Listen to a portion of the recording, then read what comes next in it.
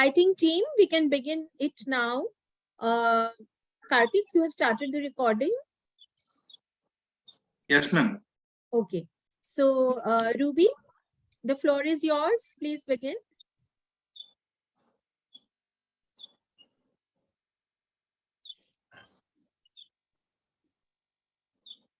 Ruby, you have to unmute yourself. Yeah. Thank you so much, Nidhi ji. There is no force more powerful than a woman determined to rise. This line kind of sums up the essence of what we are about to discuss and deliberate in today's webinar. A very good afternoon to you, ladies and gentlemen. On behalf of COWE, it gives me immense pleasure to welcome you to this episode of SWAVALAMBAN SASHAKT Mega Campaign Series 2. I am Ruby Ray, your moderator for today. As a professional, I am a business consultant, a serial entrepreneur, a life coach, among other things that I managed to do in life. Not to do one life only, right? So at COWE, it has been our firm belief that women entrepreneurs are an integral part of the economic growth and a key driver of the country's prosperity. Today's webinar, the business model of setting up a diagnostic center, is yet another endeavor to discuss the various facets of how to set up a diagnostic center, process, logistics, funds required. In the interest of having a perfect seminar, we would like you to keep yourself muted when you are not speaking. And let me also assure you, when our expert speakers speak, you will have a chance to interact with them through the Q&A session after every speaker. And what you could do is either raise your hands virtually on your Zoom screen and put up a question after that by unmuting yourself when your name is called out, or alternatively, you could put up your question in our chat box. Either works, and we shall be very happy to have our experts respond to all your questions. Meanwhile, while you are not speaking, please ensure that you are muted so that we have a very cool, calm, and perfectly audible seminar. As the proceedings start on, it gives me immense pleasure to welcome Ms. Roopa Khandelwal on the floor today. Ms. Khandelwal is the director of Samudyata Hotels Private Limited, a boutique hotel in Jaipur. She is also the secretary webinar team and executive committee member of COWE Rajasthan chapter. Over to you, Ms. Khandelwal. Thank you very much. Thank you, Ruby. Good evening. Confederation of Women Entrepreneurs of India, COWE, along with SIDBI, has launched the SWAVALAMBAN SASHAKT Mega Campaign 2, a series of one-day awareness, outreach, and business opportunity program in true spirit of atmanirbharbharat, to give a fillip to Stand Up India scheme, a flagship program launched by Honorable Prime Minister of India to increase the effectiveness of the SUI program and strengthen the MSME ecosystem targeted at the development of unserved and underserved youth and entrepreneurs from scheduled caste, scheduled tribe, and women entrepreneurs. This program aims to penetrate and expand the outreach of financial assistance to women entrepreneurs. SWAVALAMBAN SASHAKT attempts to ignite the spark for business leadership in the targeted aspirant women entrepreneurs. This awareness outreach and business opportunity program is a participative interaction by providing a platform for awareness and genesis of business development. It shall be an opportunity for the invited businesses to showcase their business models, the aspiring women entrepreneurs to identify a business of their choice, and the financial institutions to generate business leads and guide aspirants on their expectations. Thank you. Over to you, Ruby. Thank you so much, Ms. Khandelwal, for enlightening us on what COWE is all about. My next speaker on the podium is Dr. Chitra Sen. Dr. Chitra Sen, who is the president of COWE West Bengal, is also an author, a speaker, a trainer, and a coach. And she is the one who's set up the West Bengal chapter and has been directing all of us to deliver our best. Over to you, Dr. Chitra Sen. Thank you, Ruby, for the wonderful introduction. Open your arms and welcome the event of today from the city of joy, Kolkata. I am Dr. Chitra Sen, President of West Bengal Chapter, along with my able team, the pillars of strength of which are Dr. Ruby Ray, CEO of Lexicon, and also the Secretary of COWE, our moderator for today also. Shilpa Baid, an educationist who is the Secretary and Treasurer, a dependable presence with a Mona Lisa smile. Joint Secretary Dr. Aditi Bandopadhyay, a molecular biologist, scientist. Bandana Patutundi, an entrepreneur, and Vijay Kabra, a dietitian. They have all been pioneers during the formation of COWE West Bengal. एक ऐसा meeting There होता is है a ना, पहले तो sound. Meeting लोग यूं बैठ के Can you kindly see to it, please, Karthik? Karthik, please ensure everyone is muted apart from Chitra ma'am. Thank you very much.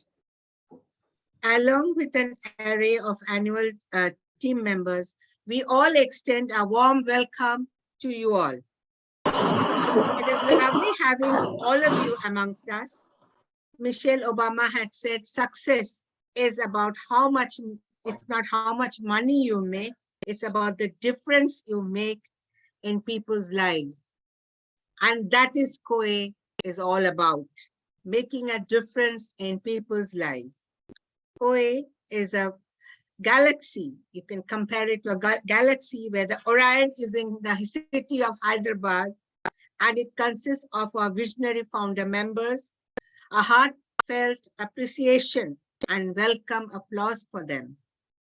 The guiding star amongst them is our National President Madhu Tyagi, Director of COWE India, who is steering us in all our new ventures. We acknowledge the presence of all the headquarter members, the advisory board across Pan-India. Greetings to chapter presidents and their members who are spread across the states like a garland.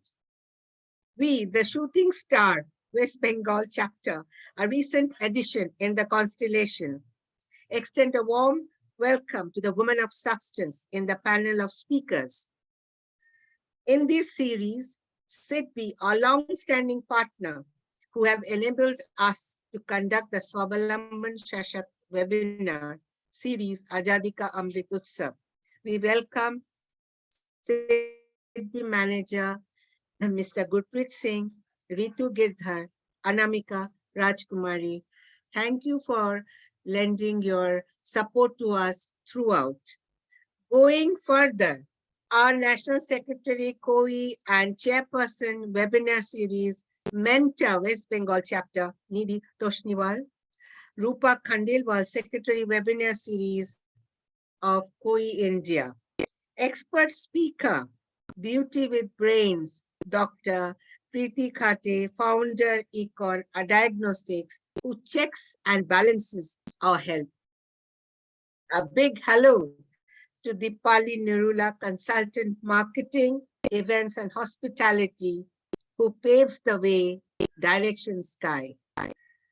Welcome aboard to banker Swati Pandey, senior manager, lending head, Canara Bank, a happy link in helping women to fulfill their dreams. Greetings to SEI beneficiaries, Snigdha Biswas, proprietor, Biswas Enterprise. Makes us feel proud that such young shoulders spearhead an enterprise on her own steam. West Bengal chapter was inaugurated on 24 September 2021 with restricted fanfare due to the pandemic. Nonetheless, the occasion was graced by our immediate past president, Vandana Maheshwari, and Usha Palit, project in charge. SIDBI Bank, Usha sewing machine officials had attended the ceremony with a group of women entrepreneurs, along with artisans from rural Bengal, to showcase their ethnic artifacts. Since then, various exhibitions during Diwali, Durga Puja were organized, and workshops on financial awareness, beauty, baking, sweet meals, and alternative health therapy workshops were held. Membership drive and promotion of West Bengal chapter was done duly. Though we took baby steps initially, time has come for us to expand our horizon. We extend our warm welcome once again to all present and to a special person who has joined here, our President Benevolence Rotary, that is Reshma Narwani, who has accepted our invitation, the college students and the press. Each time a woman stands up for herself without knowing it, possibly without claiming it, she stands up for all women, as Maya Angelou said. So, ladies and gentlemen, a woman is the circle, and here is the power to create, nurture, and transform. On this delightful note, I hand over to Dr. Ruby towards a journey to the gateway of success called COWE. Over to you, Ruby. Thank you so much, Dr. Chitra Sen. That was so inspiring. May we amen to that. I cannot add any more. Now it gives me immense pleasure to welcome Ms. Nidhi Toshniwal. Ms. Nidhi Toshniwal is National Secretary of COWE India, Chairperson of the webinar series that we are on currently. Apart from that, she is a multi-talented personality. She is the founder chairperson of and the president of COWE Rajasthan, and is the director of Toshniwal Cables. Apart from that, she is the CEO and creative head of Crafts Organics, which is a leading name in the world of crafted, earth-friendly gifting items. She is also a former president of Shubham Club and is also a core member of the Jagruti Group, an NGO based out of Rajasthan. She believes that every woman has the power to empower others, and as such, she writes to promote a lot of change the world wants to see in the entrepreneurship business. Over to you, Ms. Nidhi Toshniwal. Thank you, Ruby. Thank you for such a sweet and nice introduction. Truly appreciate. Karthik, can we have the AV, please?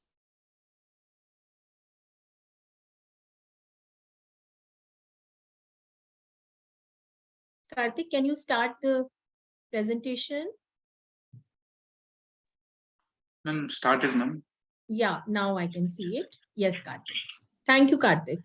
Okay. Confederation of Women Entrepreneurs of India was started on 22nd November 2004 by 6 successful first-generation women entrepreneurs. Not-for-profit business organization under Section 25 of Company Law.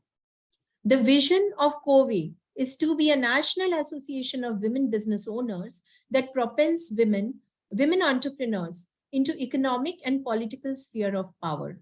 Our mission is to promote affiliations and spread COWE activities across India, create centers of excellence for women to gain knowledge, develop skills, provide infrastructure access to resources, and promote marketing avenues to further their businesses, to inculcate entrepreneurship culture among young women and facilitate in shaping ideas into business. Yes, Karthik. Headquartered in, Karthik, can we change the slide, please? Yeah, headquartered in Hyderabad with chapters in Andhra Pradesh, Delhi, Gujarat, Karnataka, Maharashtra, Rajasthan, Tamil Nadu, Telangana, Uttar Pradesh, Uttarakhand, and West Bengal with 1,000+ members strong team.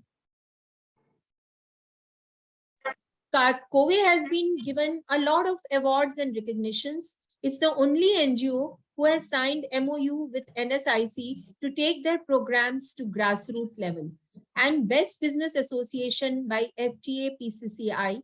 We also have the NGO Darpan certificate, 80G certificate, have 12A IT exemption certificate, registered under FCRA, ISO 9001-2015 certification, Gold NABERT certificate. Yes, Karthik. So what are our achievements? We have mentored over 1 lakh women in 17 years. We are on board of NIMSME, NSIC, MSME, and AP State Government Industrial Task Force. We are registered technical agency under NIMSMI for Spurti scheme. We are registered as hand-holding agency on Stand Up India portal. We are registered under National Skill Development Center as training center to provide skill development courses. We have signed MOUs with International Women Association such as WeBank, USA, WeConnect, South African and Sri Lankan Women Associations.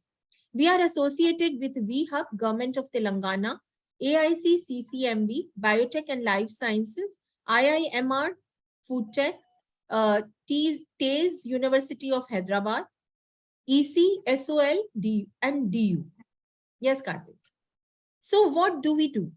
We act as marketing linkages, training programs. We conduct training programs, seminars and workshops and conferences, business networking, mentoring and support, infrastructure support, CSR projects, counseling and knowledge dissemination, advocacy with government, linkages with key partners. COWE supports a women entrepreneur from the ideation stage to success and then goes further by celebrating these successes. We train, handhold, support, mentor, and celebrate the various stages of entrepreneurship of every member. Our marketing linkages. We have had exhibitions. We have done national and international exhibition, COWE International Lifestyle Exhibition, virtual COWE Mart and COWE Marts across chapters all over India. We have tie-ups with Amazon Saheli, WeConnect, Her Money Talks and Startup TV. We have done virtual exhibition, COWE Mart, an online platform created during COVID times. More than 26 national exhibitions with 3,000 plus participants and 10 crore plus in business, 15 international exhibition in 12 countries with 200 participants, with most coming back with business. Here I would like to add that we are going to have our national exhibition at Rajasthan, Jaipur this year in February, and we'll be sharing all the details with all those who have joined today, and all the entrepreneurs are welcome to apply and for the stall space. Also, COWE is planning to do some international exhibitions in March this year. So it will be wonderful if any of the women entrepreneurs are interested in joining the group which is going for the international exhibitions. And those interested can connect us on our on email, and we can share all the details with you. So we do training programs, entrepreneurship development program, as we call them, EDPs, and entrepreneurship skill development programs, ESDPs, which can be sector specific also. We also do workshops, 1 to 2 day programs on specific subjects. And we also do skill development for women from underprivileged background, as well as for women entrepreneurs like us. So we have done more than 75 EDPs, more than 80 plus skill development programs, and more than 3,600 participants, 900 plus have gone on to become entrepreneurs, and 60 plus workshops, and about 3,000 plus participants in these workshops.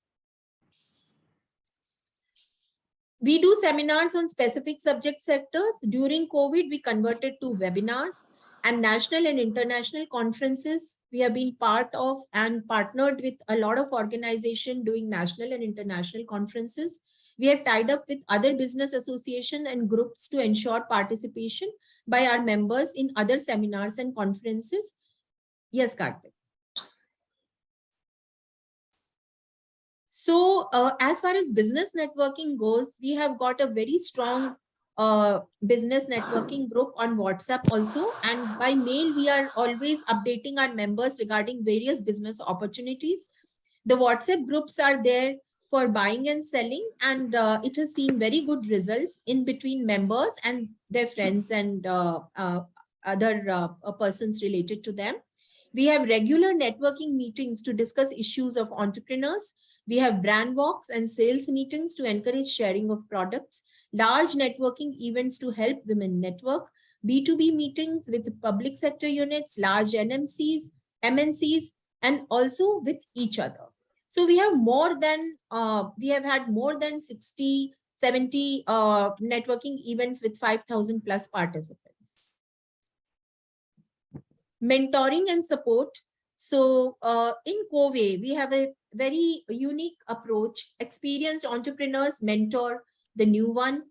And we help in fund. We also help in connecting them with funding agencies, all the government bodies, as we have very strong advocacy with government. We also link to consultants and professionals in various fields, connect with government agencies, and also affiliation with, we have affiliations with incubators and accelerators. Karthik, you need to mute whoever is talking. And can we have the next slide, please? Roopa and Aparna, can you also please take care if someone is already taken care of, Nidhi, don't worry. Thank you. Yeah. So COWE also has provides infrastructure support, and we are very heartened by informing you that we have established a dedicated 30-acre industrial estate for women, the first of its kind in Asia at Tupran in Medak district of Telangana, under the Integrated Infrastructure Development IID scheme. CFC established 22 women entrepreneurs in automobile component manufacturing, and Andhra Pradesh government has sanctioned 30 units for women entrepreneurs from COWE under the industrial cluster scheme. COWE works with various PSUs and also various corporates and for their CSR activities involving women empowerment and entrepreneurship. To this, we want to add that we have created daycare centers in various industrial parks, which is again in association with our partnering organization SIDBI, which supports us in many of our causes. And the daycare center is also in partnership with most of the corporates and manufacturing units in the area just now in Telangana, and it has seen very nice results. So it's very heartening, and we want to create at least 20 such daycare center in the coming year. Yes, Karth. We have very strong advocacy with government. We are very proud that we are on board of we were in the board of MSME from 2008 to 2010, an executive committee of NIMSME, part of state governments, AP government, industrial task force, part of V-Hub of Telangana government. Sharing ground realities with reports and surveys is what we do. We share with the government based on all the inputs that we receive from women entrepreneurs and other entrepreneurs around us. COWE is the only women's organization. COWE is the only women's organization invited for the budget webinar with Prime Minister Shri Modi ji and Finance Minister Srimati Nirmala Sitharaman in February 2021. Counseling and knowledge dissemination. We are doing the knowledge dissemination from government bodies and also banks and other financial institutions, whether industrial boards, international boards. We also we do regular communication with our member through emails, blogs, meetings, seminars, and WhatsApp groups. And we also have exposure visits, which are very, very popular in chapters across India. We do a lot of industrial visits to help women entrepreneurs upscale their businesses and also, help and to start their own businesses. SIDBI has been a constant partner in this with us.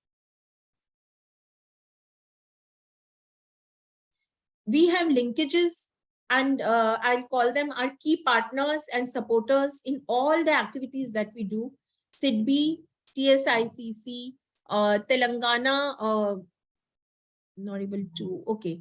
NABARD, MSME, Stand Up India, SBI, NIMSME, GIZ, Skill India, V-Hub, CII, NSIC, APICC, INIFT, Empretech, Freedom, JKK, Sukaso, VConnect, Catch, Nestle, FICCI, Hightex, IIMR, Vibrant Women, and NutriHub, to name a few. Yes. Yes, Karthik. The feather in our cap recently concluded Positive Cooking Competition. COWE works towards creating women entrepreneurs in food sector from two-tier cities and rural areas, training, hand-holding, and marketing linkages. So we have had very heartening response to our Positive competition, and it saw us partnering with a lot of hotels and lot of culinary institutes, as well as all leading chefs and all the women who partnered here from AP and Telangana. They will be given hand-holding and mentoring in case they want to start their own businesses. We are planning to have food incubators in all the districts of AP and Telangana, and plan to replicate in all other chapters also. Recently, we have had another Dawati Khas competition and UP chapter, which has been a very tremendous hit also on the same lines as Positive. Yes, Karthik. Haldi Cluster is a very ambitious project which COWE has been associated with. Haldi Cluster in Chintapalli, AP. COWE India and NIMSMI are technical agency and nodal agency respectively. 712 tribal farmers will be benefited with this specific purpose vehicle. It will help them to get better price for their products and then improve their livelihood. COWE will support in marketing their products. This cluster is supported by MSME. Yes, Karthik. Now I come to Young COWE. For all the young entrepreneurs, budding entrepreneurs who have joined us today, we invite you to join Young COWE in various chapters. So Young COWEs, we have through Young COWE initiative, we have MOUs with various academic institutions, Fempreneurs, a business idea competition that is held for them, empowering young women through entrepreneurship. And actively they can participate in all the COWE events and get mentoring support from all those entrepreneurs who can help them in start their own businesses, create awareness about entrepreneurs among the students, organize industrial visits to COWE members and companies for the students, which can benefit them and give them business ideas. Yes, Karthik. So plan for next 3 years, certification of women entrepreneurs, that is also in Udyam Aadhar, also COWE Heart, a marketplace for women entrepreneurs, incubator in 3 states, develop micro clusters, daycare centers in 20 industrial areas, to get investment for women entrepreneurs, expansion of Young COWE in all the states, all the chapters across India, COWE Mart, a virtual marketplace for women, where B2C and B2B exhibition, expansion of chapters to 4 more states. This is our plan. So this is about COWE. This is just a glimpse of COWE activities. All the members will agree that COWE is there to, take care of any bottlenecks that they face in doing their businesses. And also, since there is a lot of support from government agencies and organizations like SIDBI, MSME, NSIC, NIMSME, we are really heartened by the support that they give to us, and we to nurture the entrepreneurship culture. Thank you so much. Miss Nidhi Toshniwal, that was way inspiring. We've just learned that empowered women empower other women. Hope is a woman who has lost all her fear. However, having said that, you will all agree with me when I say hope is not a financial plan. A financial plan, a financial literacy is something we all must inculcate within ourselves, men, women, children alike. It is the financial intelligence that is one of the investments that you can never lose. With this in mind, may I have the honor of introducing our next speaker to the stage, Mr. Gurpreet Singh, who is the manager of SIDBI. Over to you, Mr. Singh, sir. Thank you, ma'am. Good afternoon, everyone. I'm Gurpreet Singh from SIDBI. Today, I'll provide you the highlights of Stand Up India scheme. And but before that, I'll just give you a brief about SIDBI and its role. SIDBI was established under an Act of Parliament in 1990 and has been mandated to serve MSME for promotion and financing. In accordance with this mandate, SIDBI has been entrusted with managing Stand Up India scheme. And to provide fillip to this scheme, various awareness programs are being conducted, and one such initiative is the SWAVALAMBAN SASHAKT Webinar Series in collaboration with COWE.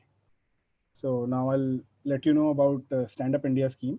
The scheme was announced by our Honorable Prime Minister on 15th August 2015, and it was formally launched in April 5th, 2016. And this was launched with the objective to promote bank financing for greenfield enterprises. Those are promoted by SC, ST, and women entrepreneurs. See, the objective is to promote bank financing for greenfield enterprises. When I say greenfield enterprise, I mean the first-time venture of a beneficiary in manufacturing, trading, or service sector. The first-time venture, you need to be very careful when I say first-time venture. Someone might already be in one field, and they might start industry in another. Then the person is not considered as a greenfield entrepreneur, even though their new venture is totally new for them. They have never ventured into that field, but still it will not be considered as a greenfield enterprise because the entrepreneur is not a greenfield entrepreneur. And the loan amount eligible under this scheme is rupees 10 lakh to 1 crore. And they can be availed from any scheduled commercial bank branches, that is public sector banks, private sector banks, and regional rural banks. Under this scheme, the bank branches, each bank branch, just be careful with this. A bank should not be telling you that this has already been sanctioned by someone else or not. Every branch is supposed to sanction one case to a woman and one to either SC or ST borrower. So each branch has to sanction 2 cases in greenfield enterprises in manufacturing, service, or trading sector. Further, the scheme has been extended till FY 2025. There has been traction in the scheme. Accordingly, the government decided let's increase the target and extend the scheme further till FY 2025. Further, in Union Budget 2021, there were certain announcements to give fillip to the scheme. To further facilitate credit flow under the scheme, 2 major announcements were made in Union Budget 2021. One was the margin money, that is the amount that a promoter has to bring into the project, has been reduced from 25% to 15%. So, if your project cost is 100 rupees, you were supposed to bring 25 in that, and 75 had to be sanctioned by the banks. Now that has been lowered up to 15 rupees as your contribution. As a entrepreneur's contribution, you need to bring 15 rupees, 85 will be financed by the banks. Further, to widen the reach of the scheme to semi-urban and rural parts of the country, activities allied to agriculture, agri-allied activities have also been covered under the scheme now. That is like pisciculture, beekeeping, poultry, livestock, rearing, grading, sorting, agro industries. Just be careful, these exclude crop loans because those are totally agriculture. Those are not agri-allied activities. That is agriculture. Crop loans, land improvements such as canal, irrigation wells, and all that those are not considered. Further, regarding security, apart from your primary security is the assets that are created within the project. The loan that you take for machine, that is also hypothecated by the bank. That is your primary security. Whereas collateral security is often, when you apply for loan, collateral security or the outside security is asked. So, to avoid that, this scheme is further covered under Credit Guarantee Scheme of Stand Up India, wherein a guarantee fee is to be paid yearly, and the scheme gets covered, and you don't need to provide any collateral security against that then. Now, how do you apply loan under Stand Up India scheme? It can be applied directly through a bank branch. You can visit any bank branch, scheduled commercial banks, private banks, public sector banks, and RRBs. You can directly visit any bank branch. They'll help you out with the process. Second is the Stand Up Mitra portal, which SIDBI has developed, and you can go online, you can apply through that, through the Stand Up Mitra portal. And I would encourage all of you to visit our Stand Up Mitra portal. And this is not just for applying, loan application. There are other uh, material that you can get on the portal. There are around 300 plus project profiles that are there on the portal. Apart from that, many times, aspirants may know about their business or know what to do business wise, but they don't know how to apply applications or prepare project profiles. So the portal also hosts hand holding agencies. They help you out in making project profiles, application filing, and just to inform you that COWE is also one of the hand holding agencies that is hosted on our portal. And with that, I would request everyone to take every participant to take full advantage of the webinar series and become a successful entrepreneur. Plus, just a fact I'll state here that till date, more than 1.5 lakh loans have been sanctioned under the scheme, and the women entrepreneurs constitute over 80% of the total sanctioned loan. That is around 1.54 lakh loans have been sanctioned out of 1.54 lakh loans to women entrepreneurs, and that is a testimony to the confidence financial community has on the women entrepreneurs. And with this, I'll close and I'll request COWE to take over. And if the entrepreneurs have any questions, I'm here. Please let me know. Thank you.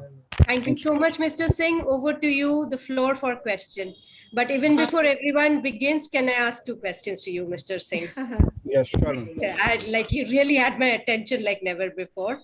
Two things. One is you mentioned that each branch has to have at least one beneficiary in various categories. Is there a timeline to it? And okay, please respond. Yeah. Ma'am, I told you the scheme is up to 2025. It is like till the entire journey of the scheme, branches have to sanction that. Only one. But just let me be clear.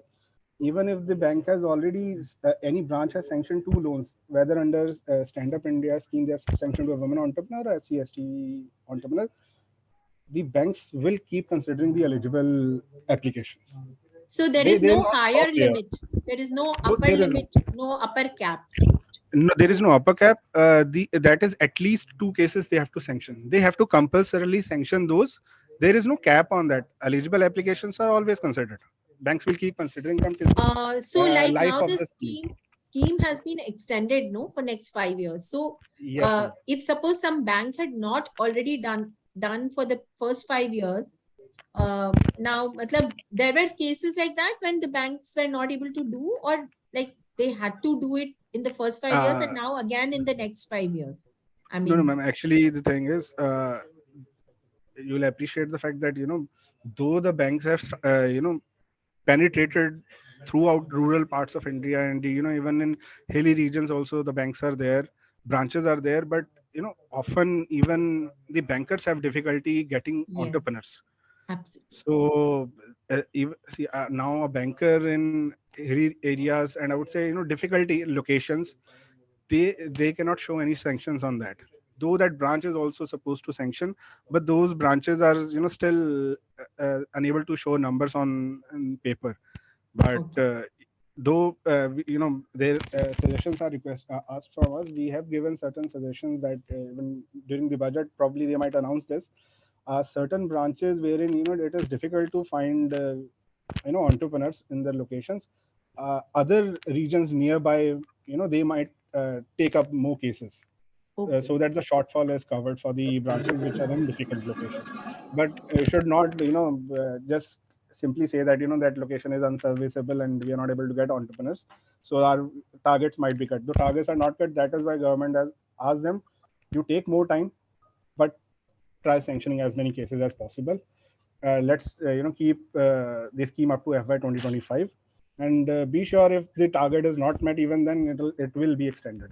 But the banks will have to sanction. That's wonderful. Even if they have sanctioned already, don't worry, the banks are not going to say that we are not going to sanction cases under Stand Up India now, because eligible applications will always be considered.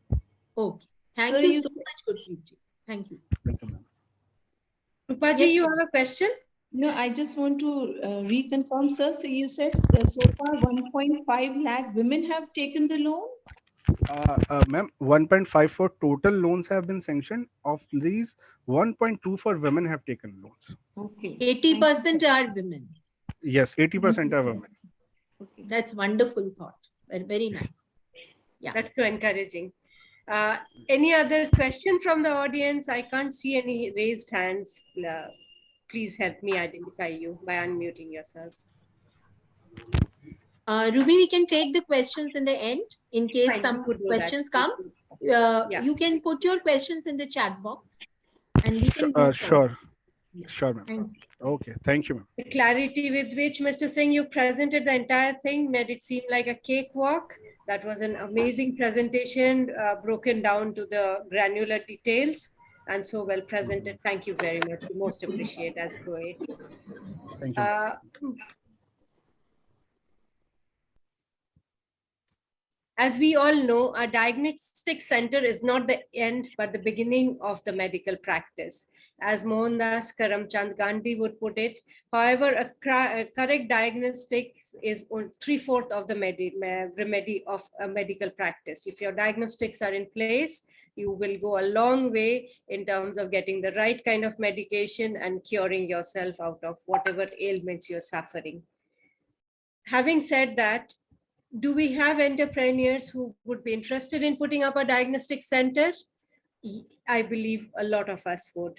And who better than our esteemed speaker today, who is our expert on the panelist, to give us a preview.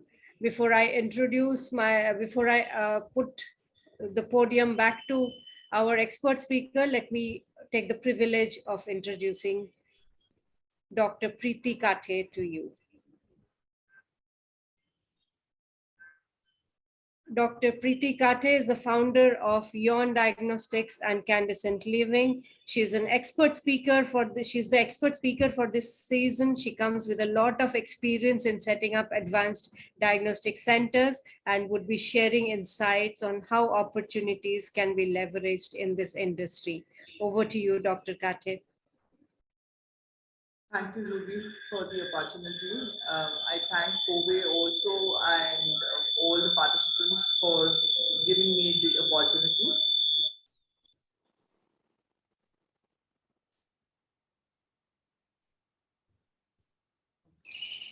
Go for it. Okay, can you hear me now? Yes, Preeti. But Yes, there's a feedback, Preeti. You are clear. We can hear you very clear. Can you hear now? Yes, we can hear you. Okay, this is better. Okay. Thank you, everyone, COWE, SIDBI, and all the participants to giving me this opportunity to. Preeti ji, is there any other instrument which is logged in also near your computer? Yes. Yeah, so you have to reduce, make it 0 volume, otherwise it's creating a echo sound. And keep it a little away if possible, Is this better now? No, we are still getting echo. Preeti, you need to mute the other device and be talking on this device. Completely mute the other device. Yes, please.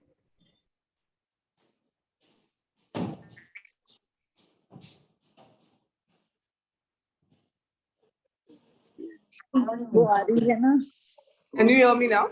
Yes, yes. Now it's very clear. No echo also. Yes. Okay.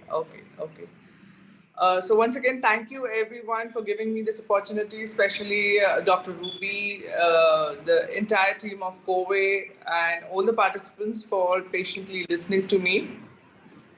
I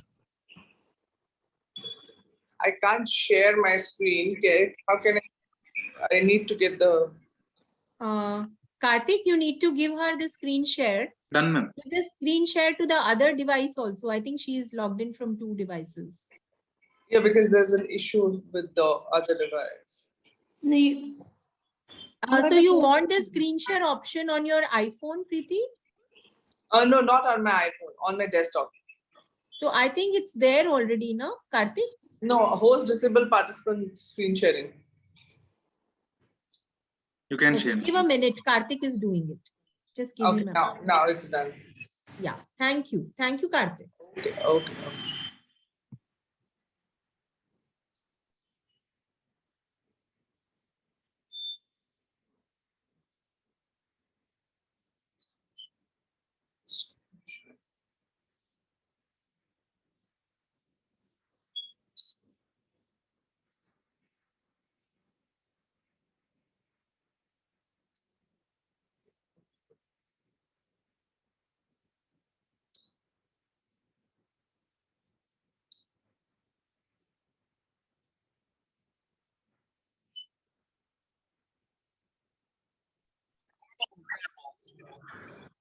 Okay. Okay, it's gone. Okay.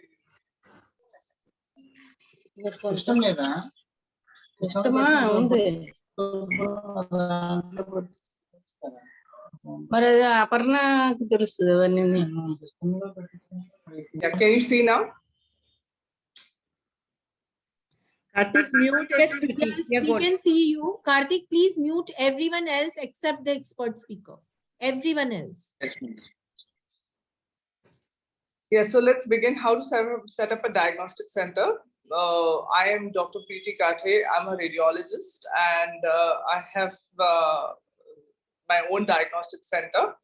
So I would like to shed some light on how to set up a diagnostic center. Now, first, let's understand what is a diagnostic center.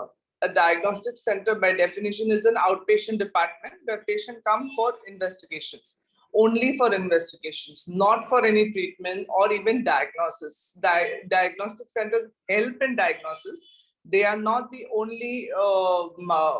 only forte to make any diagnosis. So it's always in correlation with the clinical scenario that you add these investigations and then come up to a decision. So what is the vision of setting up a diagnostic center? The vision generally should be that it should make disease diagnosis easily accessible to all common people as well as others at an affordable cost. Disease diagnosis, common people, and affordable cost, very important. So to achieve this, we have to have an amalgamation of 3 S, that is service, skill, and scale. Service is the most important part of any healthcare. So that is not an exception for diagnostic centers also. Then comes the skill part. You need a certain amount of skill, medical as well as paramedical and non-medical skills to run a diagnostic center. For example, in medical skills, you need doctors like radiologists, pathologists, cardiologists, for physicians for making the diagnosis. You need paramedicals like sisters, technicians to help these medicals go through this diagnostic procedures. And you need non-medical staff like the ancillary staff who are the cleaning people or who are the attendants to the patient or who are helping the accounts and other departments. So various amounts of skills are required to run a diagnostic center. And then scale. Scale of diagnostic center is becoming popular day by day because of its scalability. You can increase the number of centers at various places. Now, what are the components of a diagnostic center? A diagnostic center predominantly is composed of a radiology and pathology department, followed by cardiology, and there are some miscellaneous departments like audiometry, optometry, and general examination. What are the types of diagnostic centers? So diagnostic centers, based on the finances and the space requirement and the people requirement, can be divided as small, medium, and large. But classically, the diagnostic centers or medically, the diagnostic centers can be divided as clinical pathology, clinical microbiology, and clinical biochemistry. So clinical pathology and biochemistry generally go hand in hand. Microbiology may or may not be there with it. So what do we call a small diagnostic center? How do we define a small diagnostic center? A small diagnostic center is a center where can you please mute others? Door కాదు అది Can we request everyone to please stay on mute? Yeah. Karthik, just mute everyone. Don't give them the enabling right. Do it after expert speakers presentation, please. Thank you. Thank you, Nidhi ji. So a small diagnostic center can be defined as a center which requires capex which could be less than 10 lakhs to about 20 lakhs. The area required is around 100 to 500 square feet. It could be a collection center, which could be a franchisee of a bigger diagnostic center, or it could be an independent collection center. So a small diagnostic center, apart from being a collection center, can also do a small amount of processing of pathology lab, and may also have X-ray and ECG unit. The staff requirement for it is generally 1 or 2 phlebotomists and 1 helper. Now, we're coming to medium diagnostic centers. A medium-sized diagnostic center will need a larger capex, slightly larger, that is between 10 lakhs to 100 lakhs. And area required is between 500 to 1,000 square feet. It should have a small processing pathology unit, and it should also include an X-ray, ECG. It may or may not have sonography echo facility, and the staff requirement is about 10 to 15. Then coming to a larger diagnostic center, it is not really under the purview of today's talk, but just to complete the spectrum, a large diagnostic center is also known as a tertiary diagnostic center, or a referral center, or even it can come under the like study purposes, for any research purposes. The capex required could be anywhere between 1 crore to 15 crores. The area required is generally 2,000 to 5,000 square feet. It has a full processing unit, fully automated lab machines are available over there, a larger X-ray of 300 ms with bucket table, a USG machine with all 4 probes. It can have a CT scan, an MRI. It must have an optometry and audiometry to complete the spectrum, and the staff requirement over here is also pretty large, between 50 to 60. So what is the infrastructure of any diagnostic center? It should have, apart from the space, it should have laboratory machines. It should have a good washing area with good water supply. It should have good electrical fittings like AC, fans, lights. Furniture requirement is like tables, chairs, beds, etc. Electrical backup by UPS is a must if you are having a processing unit. If it's just a collection center, you may or may not have an electrical backup. Your computers and printers become a backbone of any diagnostic center, so that is a must. Phones and internet again become an ancillary backbone of diagnostic centers. And most important, which we never need to forget, no diagnostic center can be complete without a washroom. You need clean washrooms with good water supply. This is just an example of how a diagnostic center could be. This is how a spacious reception should be there. A good ventilated waiting area. This is the phlebotomy room. You can also replace this by a phlebotomy chair if you do not have a separate room. There is also a bed provided in the same room, which is not seen in this photograph. This is our pathologist doing microscopy. These are our processing units. And this is the reporting and printing area, also the IT section. This is a 360-degree view of the lab. We have ECG facility, sonography, X-ray facility. Now coming to the people requirement of a diagnostic center.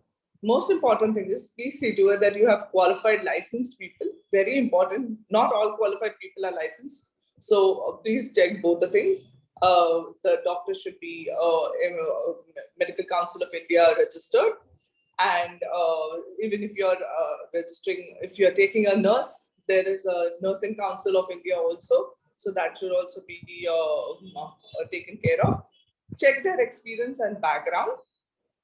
Do a police verification. This is a norm by labor law, but most people forget about it, so just trying to revise it.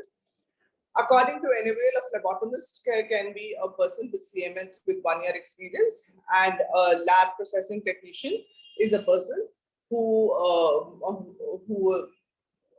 has done DMLT and has a minimum of 1 year of experience. As I just mentioned, the qualifications for the doctor should be a pathologist, radiologist, or cardiologist, basic MBBS with post-graduation or super specialization. The paramedicals could be the nurses, DMLT, CMLT, BSc Medical Technology. Now, the golden question here is, can a non-medical start a diagnostic center? Yes, of course, but if they start a diagnostic center, they need to employ these above technical experts. What are the statutory regulations? The statutory regulation, the most important is please rent a legal commercial property. A lot of properties in the market have residential this thing, and they're not allowed for medical purposes. So commercial property is very important. Rent agreement is very important. If you have not bought the place, if it is a rent agreement, these rent agreement would be needed for all these other certificates and licenses today. Take a shop act. Biomedical Waste Act, the PASCO is very important for disposal of biomedical. You are not allowed to throw medical or human waste anywhere, just in any regular dustbins. So biomedical waste, there's a different vehicle which comes in. All biomedical waste is disposed of in a specific way, and it is bound by law. Then the most dreaded law, that is the PCP-NDT, preconception prenatal sex determination test. This is important if you are going to use a sonography machine or a 2D echocardiography machine. Basically, a sonography and 2D echocardiography machine are the same sonography machine doing the sonography of the various parts of the body. Then if you have an X-ray, then you need a BARC regulation or AERB regulation. And most important, though it is not applicable to health services, but still GST registration of your entity is very important, because though we are not taking any GST from any patient, we are still mandated to have a GST number, because we are buying a lot of things which come under the GST Act. So what are the must-haves for a diagnostic center? You should have a phlebotomy room with a bed or a chair, ample ventilated waiting area, washroom with space for urine and sample storage, good water supply for drinking and washing, as there are washrooms and there are multiple people using it. Cleanliness is the most important thing in any diagnostic center. Sugar, salt, electrolyte powder should be kept at hand for fainting spells. A lot of patients post investigations, like when you give your blood for sample, they do faint. So vasovagal reflex comes in. So you should have these things there. And also dressing material. While taking samples, sometimes the blood may get extravasated. There may be bleeding or within the body or outside the body. For that, you need the dressing material. Lab information technology systems. It is the backbone of the business. It should be a user-friendly software, not only for the diagnostic center, but also for the patients. A lot of time we need to give a tiny URL, or we need to send reports in such a way which are accessible to everyone. Nowadays, everyone wants diagnostic reports on their WhatsApp or email. So IT becomes very important. Secondly, IT is not just helping in reporting, but also for archiving reports. It's very easy for us to store these reports and recall for it when the patient comes for a follow-up. Billing becomes very easy if you have a software, and accounting also becomes much comfortable if you have an IT software. Secondly, each diagnostic center nowadays should be able to provide home visit facility. With so much of chaos and hectic life in especially the metropolitan cities, now home visits have become a norm for diagnostic centers. Now coming to the business part of it, the Indian diagnostic industry, what is the market structure? If you see the diagnostic industry in India is around 675 billion, hospitals constitute about only 37% of it, and standalone centers make 47, that means almost 50% of it, and diagnostic chains, which are now the new upcoming things, are now forming 16%. So if you combine standalone centers and diagnostic chains, they are the predominant diagnostic service centers in the country, and hence it's a huge opportunity over here. So what are the various growth factors for this industry? We have a huge aging population. Some time ago, we had the largest population in the world. And so eventually, with the declining family sizes, the population is decreasing. Younger population is lesser as compared to the older population. So we have a large amount of aging population. People are becoming health centered.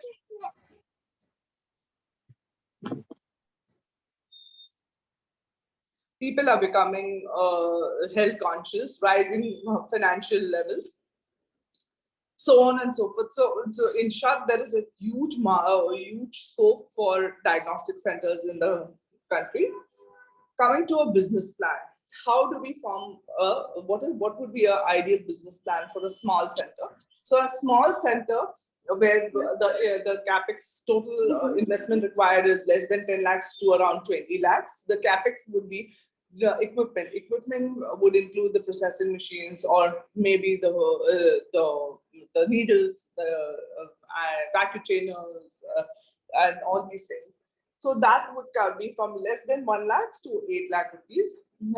For the rental, if you are buying the property, then of course the property investment would be much higher. But I'm taking a scenario where we are taking rental properties. So property deposit may vary from say 50,000 to 2 lakh rupees. Furniture investment in a small center is not much. There are few table chairs. If it's only a collection center, just a reception table and a collection room furniture like a bed, chair is required. Basic phone and IT connections would be less than 50,000. And I suggest that every capex should have a 6 months OPEX in it. So the 6 month OPEX is the largest thing. So setting up a diagnostic center is not very expensive, but running it is definitely expensive. So you need at least 6 lakhs for a small diagnostic center in your hand when you begin your center. The OPEX per month would be the manpower requirement is 2 to 3 people per center, and cost per person is average 15,000. If you go anywhere, it could vary from 10,000 to around 25,000, but averagely we can calculate it as 15,000 rupees. The recurrent cost is going to be of the consumables like the reagents, machine maintenance, and consumables. Consumables is again the swabs, then the needles that you need, the tubes that you need to collect the blood samples or urine containers, stool containers, so on and so forth. Rent in various cities could vary for 100 to 500 square feet, so 15,000 to 35,000. Of course, you need some sales and marketing for every business, so at least 25,000 rupees should be spent on the marketing, which does not mean giving advertisers, but at least putting up a board and talking to people, sending an executive to various places, engaging with various healthcare units to send more patients. And if you have a pathologist or a radiologist coming in to report your investigations, then the expenses would be around 15 to 25,000. Now, return on investment. The turnover monthly should, from so say the first month to the 6th month should at least rise up to 1 lakh rupees, and up till 12 months it should go to 2 lakh rupees per month. The operational break-even target should be 6 months. That the 6 lakhs that you had saved in the beginning should suffice you and should not be needed more to run the place. The capex break-even would come in 1 to 2 years, depending on how your business goes, and the profit starts coming in from the 2nd year onwards. So the return on investment should be minimum of 20% in any healthcare. So diagnostic centers are not any exception to it. In fact, there is much more than 20%, but a minimum of 20% is what we could say that you will definitely get. Now coming to a medium center, say around 10 lakhs to 50 lakhs or even 100 lakhs, the equipment cost is slightly higher because now you have a processing unit. If you put up a semi-automatic processing unit, it will be between 8 to 10, 12 lakhs. And if you have a fully automatic machine for all the systems like HEMAT, biochemistry, immunoassay, automatic microbiology, the investment would go at least to 50 lakhs. Then the property deposit would be 1 to 3 lakh rupees. Furniture is at least 4 lakh rupees because you need, the space is larger, you need a little more furniture, you need storage spaces more for keeping your more stationery for and various other things. You need a phone and internet connection, which would roughly cost you 1 lakh rupees to begin with, as you need intercoms and mobiles for connectivity and also good broadband. You need a 6 months OPEX, which would be around 25 lakhs. Now coming to OPEX per month, the manpower requirement for the center is between 10 to 15 people per center. This is the 10 to 15 people is the mid-level people, and the class 3 and class 4, the technicians and the helping hands. The cost per person again averages to 15,000 per person. The reagents, machine maintenance, and consumables, as we discussed for the small centers, would be slightly higher because we're doing more tests. We are doing, we have more machines. So, and we are catering to more patients also. So that expenses would be around 30 to 50,000 rupees per month. The rent of the place is slightly higher, so 35 to 75,000 rupees. Sales and marketing expenses would also be higher, say between 50,000 to 1.5 lakh rupees. And doctor charges would also be more because you need a doctor for a medium center to run. It cannot run without a doctor, at least sitting for 3 to 4 hours. So a pathologist and a radiologist together, expenses would be at least 1 to 1.5 lakh rupees. Return on investment would be the turnover of a medium center. To begin with, from the first month to 6th month, we should achieve it at least by 2 lakh rupees, and by the end of 1 year, we should reach 5 lakhs of turnover. I'm talking about the apex turnover, not like any EBITDA or anything. The operational break-even should come after 6 months, and capital break-even should may come a little later here, say from in the 2nd to 3rd year, and profits are guaranteed after 3rd year. Return on investment, since it's a larger capex and since you're catering to larger population, there will be more patients coming in. The return on investment is between 20 to 40%, depending on how your center is doing. Thank you very much. Preeti ji, that was wonderful. Absolutely. Very, very well explained. Thank you. And I think let's see if there are some questions from the audience. Otherwise,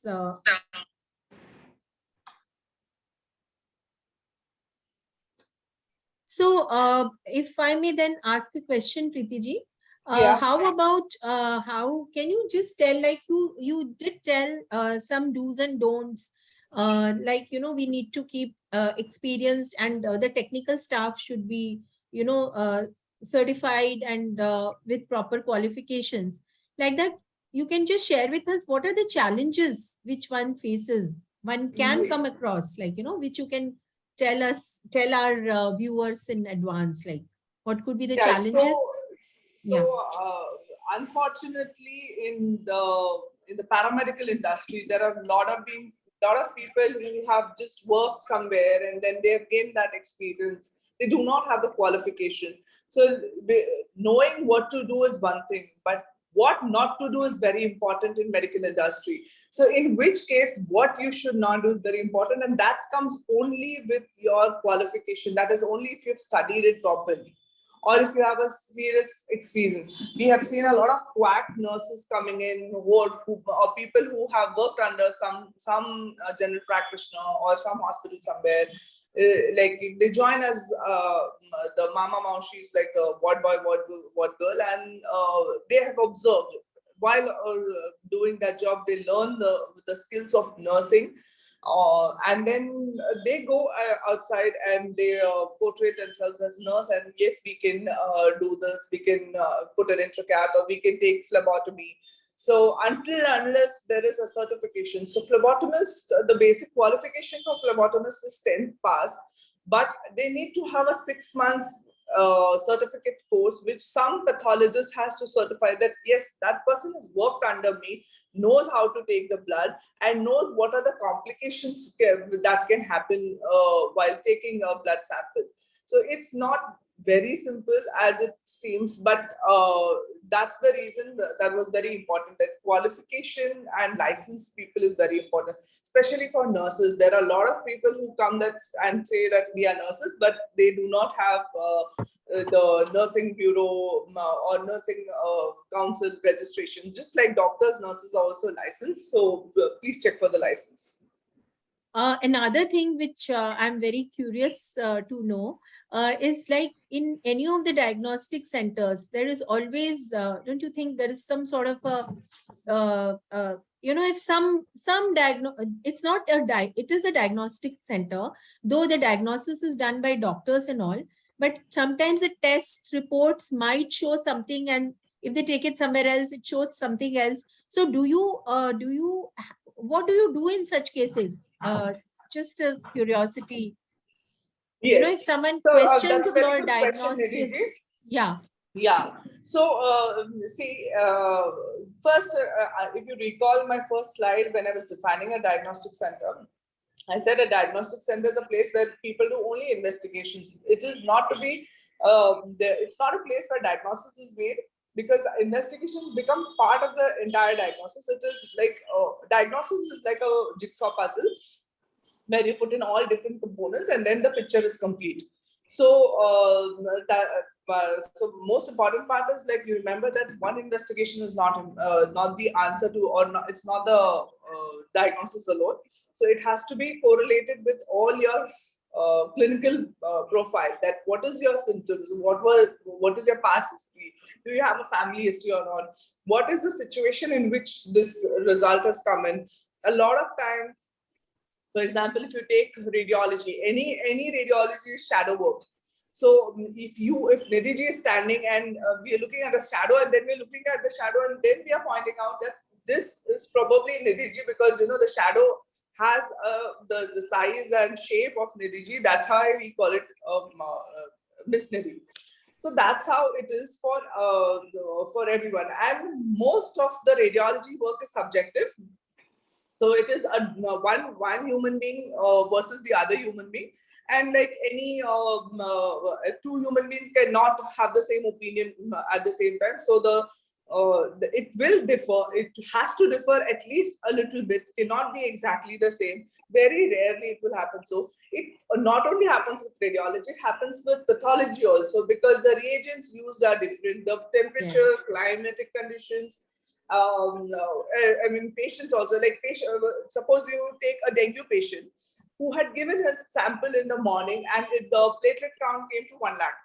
And next day again, the sample is repeated in two different centers. Somewhere it came 90,000 platelet count, and some other place it came to 60,000. So it also depends on the dilution of the sample. When you take the sample, was the sample diluted? Like if a dengue patient is already admitted, the patient is already given IV fluids. The blood itself is diluted now. Oh.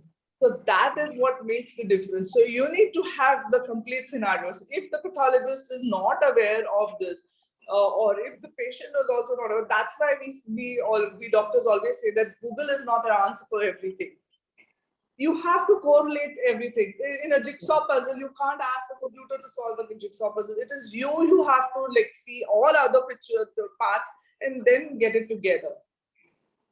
True that. That's so correct. What you said just now, it's even for a layman, it is cleared a few points. Thank you so much, Preeti. Thank you. Welcome. I have one question, Dr. Preeti. Suppose someone just wants to have a collection center and ties up with the diagnostic center. How would that? I mean, can you explain the expenses involved in that? That would be much lesser, I guess.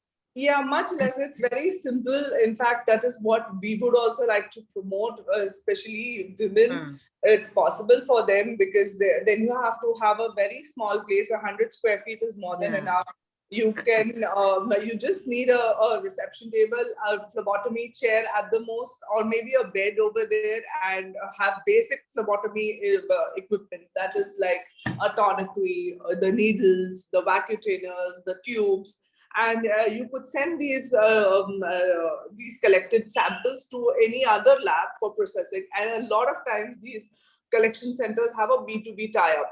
So they get it at a far discounted price, and they get to earn the discounted price. So the discounted price is pretty good, between 30 to 50%. So they do earn a lot in that.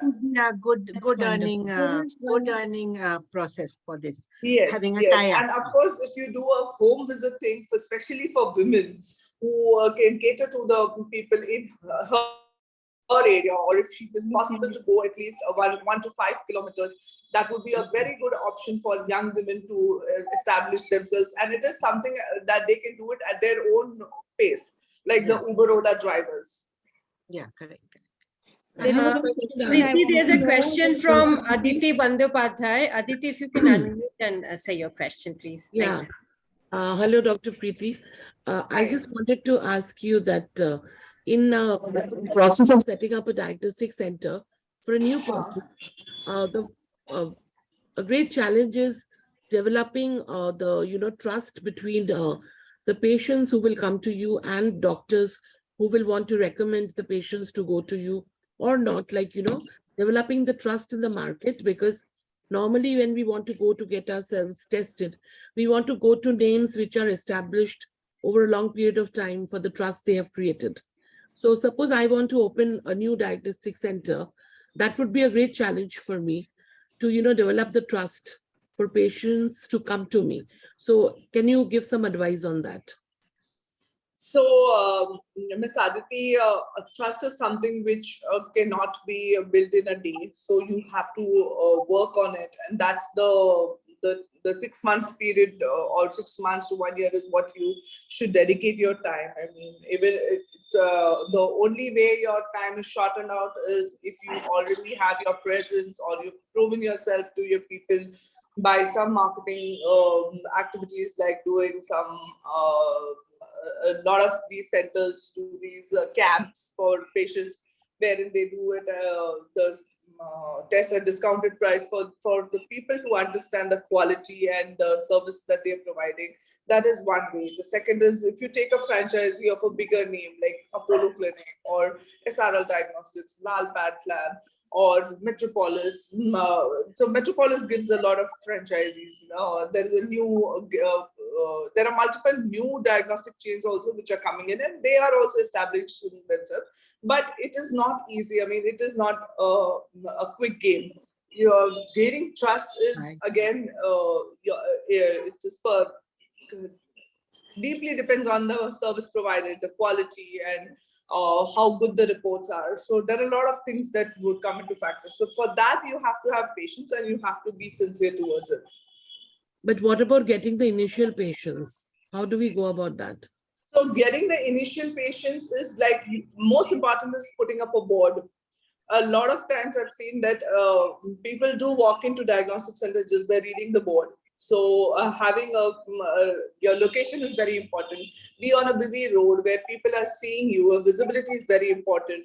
Put up a board so that people read your board and come to you. So that gives you an initial footfall. So, I mean, that is your testing times. You can test your waters by giving your services at a good price, at being honest to the patients, giving timely services. That's how you can increase your, but as I said, like, if you want quick services, board and visibility is very important. Reaching and letting people know, as much as the diagnostic center needs the patients also need a good diagnostic center. Okay, thank you so much. Thank There you is so a much for question. your I would like to ask you something, Dr. Preeti. Yes. These days, the diagnostic centers collect samples from home. So suppose somebody has collected a sample at 7 in the morning and reaches the diagnostic center around 1. How effective and correct is that? Does it adversely affect the report? Usually a sample has a life of say 12 hours to 24 hours, depending on what sample it is collecting. So it won't make a lot of difference if the sample reaches by 1 o'clock. But I don't think any sample, I mean, yes, there are some tertiary centers where the samples are reaching a little later, but these centers, the sample are partly processed and then sent ahead. Okay. Thank you. Well, Thank More you so much. Is there questions? any more Let them- questions? Yeah, that can be in the chat box. We can move forward. Yes, please. Yes. Dr. Preeti, that was amazing. Preeti and I go a long way from the college days in IMC, and Preeti has gone from strength to strength. Kudos to you, girl. And after having heard you, it really seems like it is a beautiful day to go after our dreams, if our dreams are a project to set up a diagnostic center, and the size of your dreams shall dictate the size of the business that you put up. But when you have a dream, never let it go. Just grab it by both hands. After all, success comes to those who act on their dreams. Having said that, the journey of an entrepreneur is never easy. I can vouch for it from personal experience, having gone through various businesses from time to time. To keep us motivated, I would, through these tough times, I would now like to take the opportunity to invite our motivational speaker, Ms. Dipali Narula. Ms. Dipali Narula has 25 years of experience as a consultant in the field of marketing, events, and hospitality.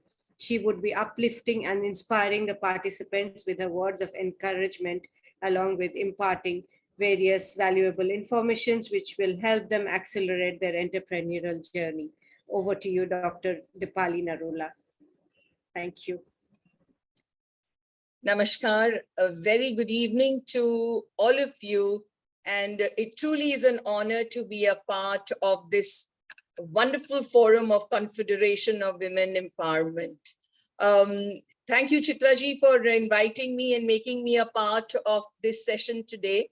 And while I was going through COWE, I kept thinking and feeling that I really wish there was an organization like COWE during our times, maybe way back 30 years ago, to be able to handhold people like me who needed at some point in time some support personally and professionally. So great job being done to the organization and to all of you who are holding fort, and a lot of appreciation for making the lives of women flourish, truly. So a big applause to all of you out there. So taking you back to my journey goes a long way. And basically, I was born and raised in Delhi to a very culturally rich and a very progressive family with education in one of the best institutions of the country, then modern school, Barakhamba Road, going into the Delhi University for graduation and way forward.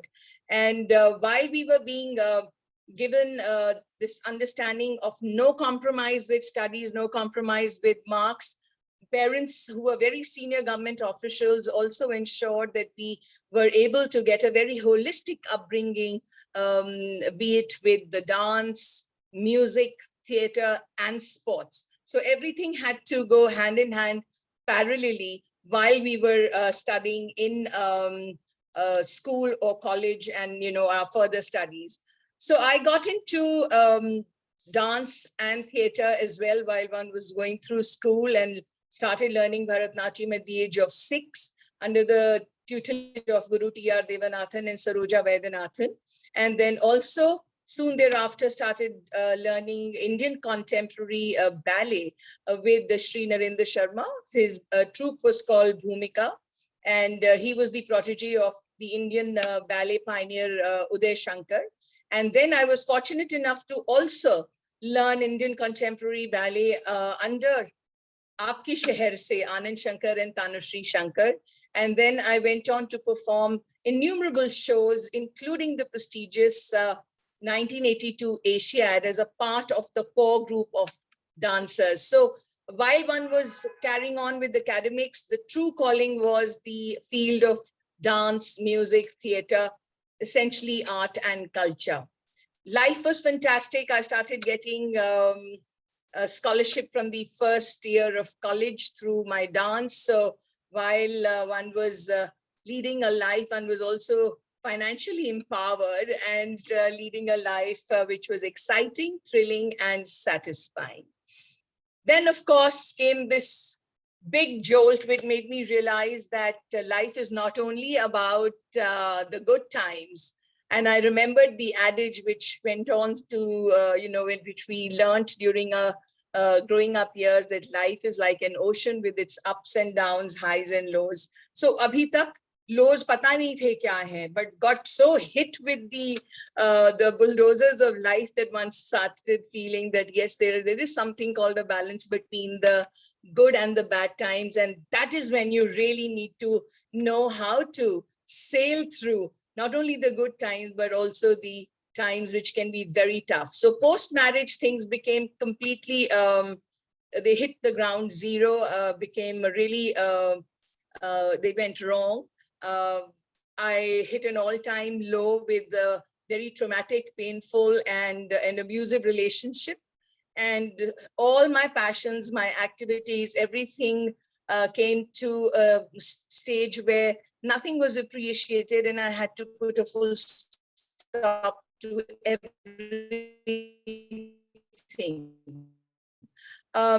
Very to reaching from my husband. So financially also one was suddenly feeling hugely depleted. And knowing my circumstances, friends and family came forward unconditionally. I've been very lucky with my relationships in life. Unfortunately, one of the most important relationships with your partner went for a toss, but then it did.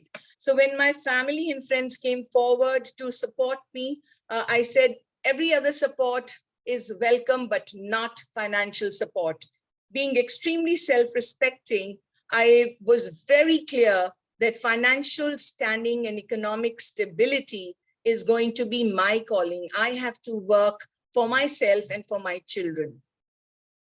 That journey was very tough because by then I was emerging from a state of mind which was very severely battered. I was feeling, I was low on my confidence. My self-esteem had hit the lowest level.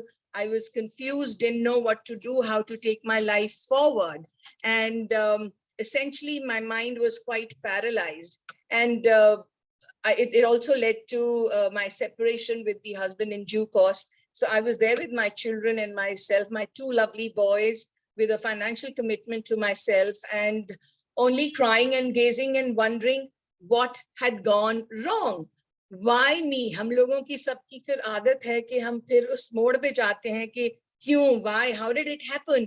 कि जिंदगी में सबके साथ इतनी बना के रखी और जिसके साथ बननी चाहिए थी नहीं बनी. So one kept questioning कि कहीं पे तो कुछ बहुत गलती हुई in terms of judgment. बहरहाल realized that it was time to pull myself up, to stop crying, stop gazing at the walls, and stop asking questions. And that was the time when I just one day got up and I said, I have to take stock of my life. I have to take charge. No more complaining and no more questioning the Almighty of why, what, and how, why did it all go wrong? And the day I decided to do that, ऊपर वाले के करिश्मे होते हैं, that when you start accepting the reality and you start moving forward, things start falling in place somehow or the other. But before that happened, I decided to wipe off my tears and tell myself that I have to now move on and create a philosophy of my life in a way that I look forward to an awesome future for myself and for my two boys. Now that was a very empowering thought of being able to understand that I want an awesome future. So that made me take charge of my life, redesign my life, and also ensure that my life was going to be meaningful and was of substance rather than just existence. And that was it. I just then decided to turn around, and with a lot of restored faith, I put up a philosophy for my life. and put some mantras for myself in place and said, I have to now put together my state of mind mentally, emotionally, physically, spiritually, financially, recreationally, in every which way possible. So those mantras, which then I decided, which I would like to share with all of you here, and the women who would probably, the ladies who would probably listen to this session later, the few philosophies, not too much, but few points that I made sure that I was going to inculcate in my life from there on, to be able to bounce back to being the Dipali that I had always been, were that I thought that it was time to, like I said earlier, accept the reality, and while accepting reality, let go of the clutter, let go of the baggage, and just move on into the future with a force that is going to be inspiring, nothing that is going to let me down. Secondly, I decided that I wanted to get back to being my normal self. And so I kept telling myself about my strengths, my accomplishments, and I started to find reasons for now a brighter future. And those reasons, when you start thinking of reasons in your life of how you need to do, what you need to do, they certainly create a lot of strength for yourself, which it did in my case. And I decided to then take up all the adversities and challenges on my chin. These reasons, third point was that these reasons then made me create a vision for myself. I was able to create very definitive goals, both short and long, and authentic, realistic goals, which I decided that I'm going to follow, not lose sight of those goals and my vision, and move on in the future with a lot of anticipation and not apprehension. Because if you're apprehended, if you have apprehensions, then it keeps pulling you down. So I promised myself to look forward with a lot of anticipation. Of course, there were going to be challenges, but to overcome them. Then I was, of course, in a very terrible financial situation, not wanting to take anybody's help and moving myself. So I also told myself that I'm not going to get cornered by the economic necessities of my life. Because if I was going to be only thinking about the economic requirements and necessities, my life would remain a struggle. I would not be able to be creative in finding solutions for my problems. And I would not be able to make those choices, which would essentially be based on my passions. So then it was a matter of ensuring that one exerted choices that were going to be based on my passions for sure, but equally fulfilling my economic requirements, which were extremely important for myself and for my children and for our basic living. So that's how I thought it would be able to make me think of ideas and choices leading me to make my life meaningful and significant rather than just existing. Then I realized that it was important to also keep up with the times, get back to normalcy, and work on personal development. So I gave a lot of focus to looking at myself, went inwardly, started to regain my self-confidence and self-esteem, and started to, talk to myself a lot, became a lot more self-aware and wiser, and reignited a drive which had somewhere over my, this low phase of life had kind of diminished. So I started to work a lot on my own personal development, which I think is an area that we all must keep doing, because it's only about development, personal development, and self-growth, which just keeps you abreast with the times. Otherwise, you perish. Integrity, commitment, discipline. Ye mantra hamesha se the while growing up. They were ingrained. One was not only listening to them, one was practicing them. And because of that unshakable integrity, levels of commitment and discipline, I was able to gradually start seeing success in my life, step by step, and be able to also gain a lot of recognition and credibility. So that really helped me to start stabilizing myself gradually, both personally and professionally. And lastly, one very important thing I did also was to be with people who added value to my life.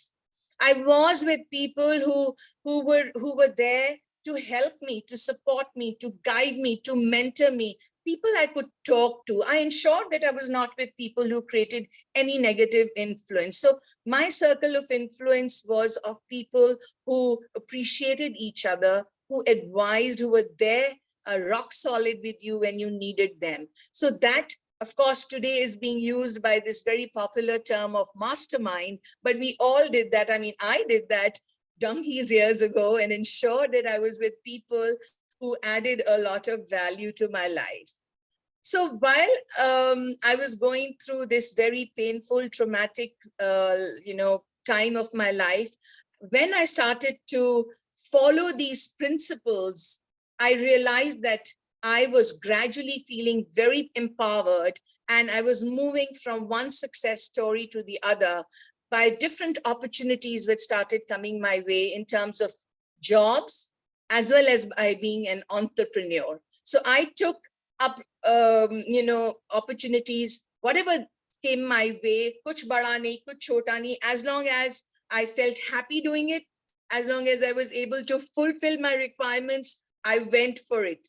And likewise, I ensured that I allowed both my boys to feel that there was nothing that really went wrong in our lives. Good relationships are there, some are bad. It's not necessary that every relationship has to work. Walk with their heads up, look at their passions and realize their dreams. As long as they knew what they were doing, they had my rock solid support. And then came the time when I was fairly stable in my career. I went and started to, progress in the world of corporates. I was working with some international brands like EXL, Western Union Money Transfer, and my last assignment was with Fashion TV. Now, with Fashion TV, for the last 11 years, I was initially handling the FTV vertical. We were the exclusive licensors of the brand. So FTV vertical was being headed by me as the CEO, which means the nightclubs, the bars, the lounges, the cafes, etc.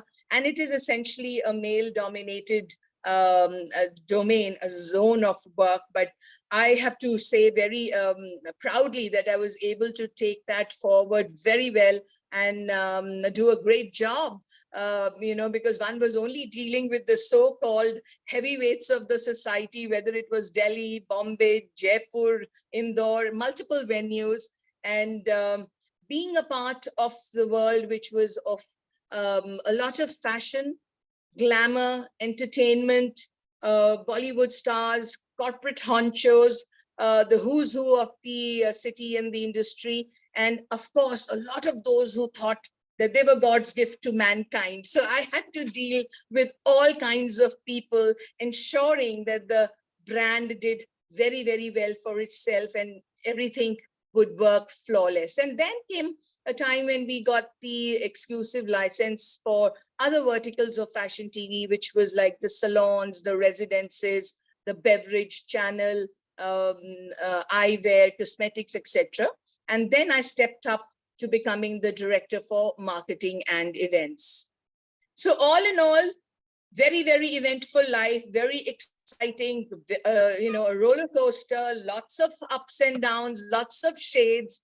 And today, I am an entrepreneur. I'm a self-employed or a freelance consultant for marketing, hospitality, essentially nightlife and events. And I also promote artists, which means I have some exclusive artists, plus, of course, bandwidth of artists. And I also help in organizing shows. And I'm also a life coach and a speaker. So that is the story of my life. And with that, women who have stories like this in different shades, I would just say that, one has to, of course, keep looking at the, awesome times in future with a lot of hope and optimism and a lot of gratitude. And life has its shades of good, bad, and ugly. And with that, it also, makes me remember the sher, Nida Fazli sahab ka sher hai, which says, "Kisi ko mukammal jahan nahi milta, kahin zameen, kahin आसमान नहीं मिलता." So बहुत सूझबूझ और समझदारी से हमको अपनी जमीन और अपना आसमान खुद बनाना पड़ता है. And also, like Rumi says, that life is a balance of holding on and letting go, and that we are born with wings. Why should we crawl?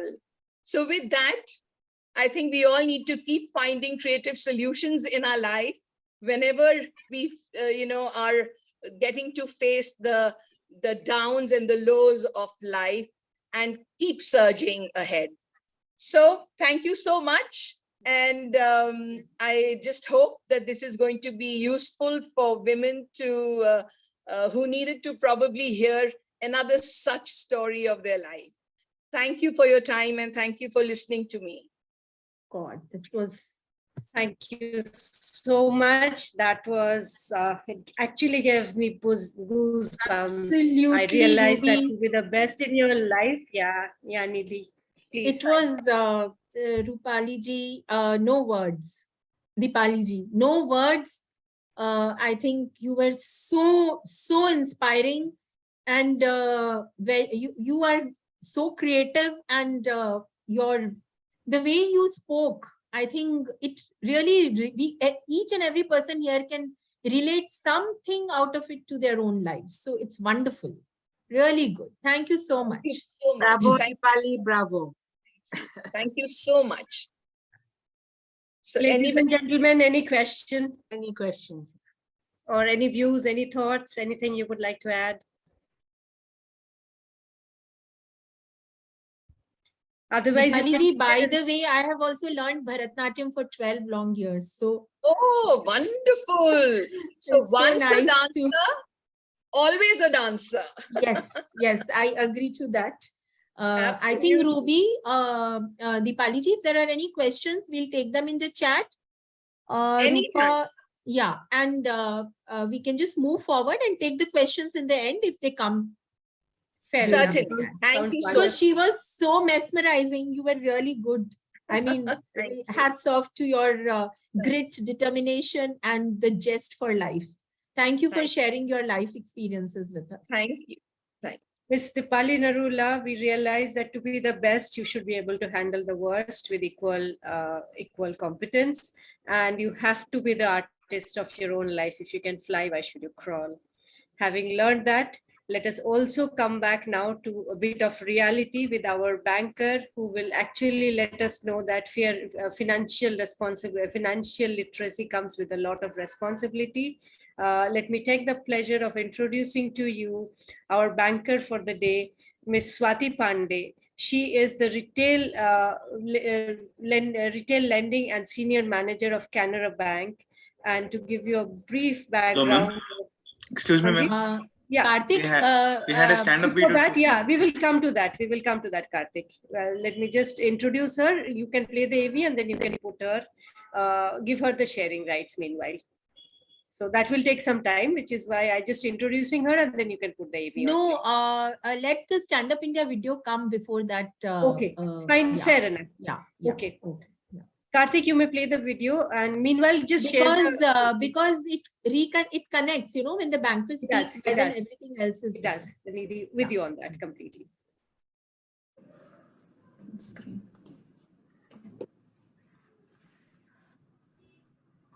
Okay, good afternoon, everyone. So here is the loan process, how to apply for the Stand Up India loan application. Swati, that is www.standupmitra.in. After we visit this website, here is a tab with the which is apply here. if we require the loan facility. And when we will click here, it will take us to this new registration page.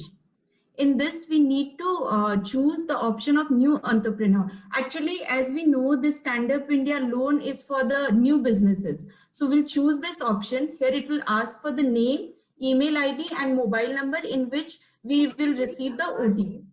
So after that, we'll click on this generate OTP option. After this, the OTP will be received on our mobile phone. This OTP we will enter here and we will verify the same.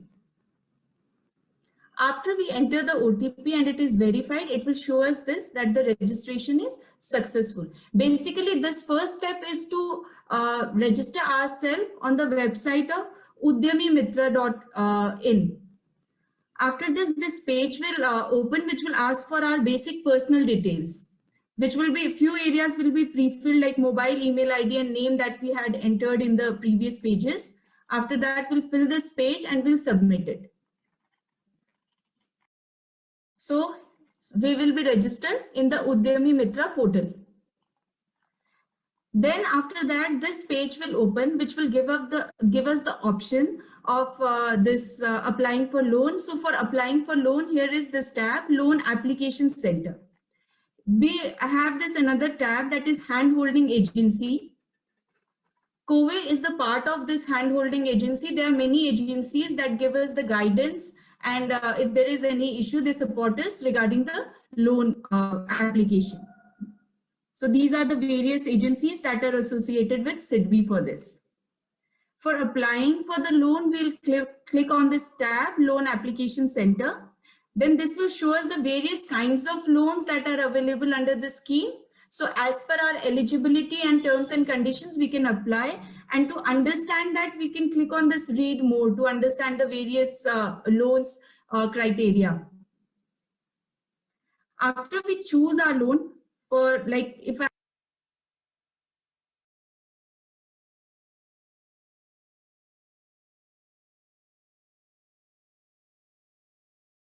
Yes, Ruby, you can now introduce Swati ji, please. Ruby, are you there?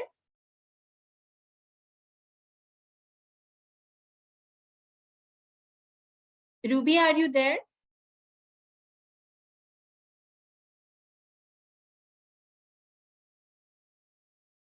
Ruby, are you there?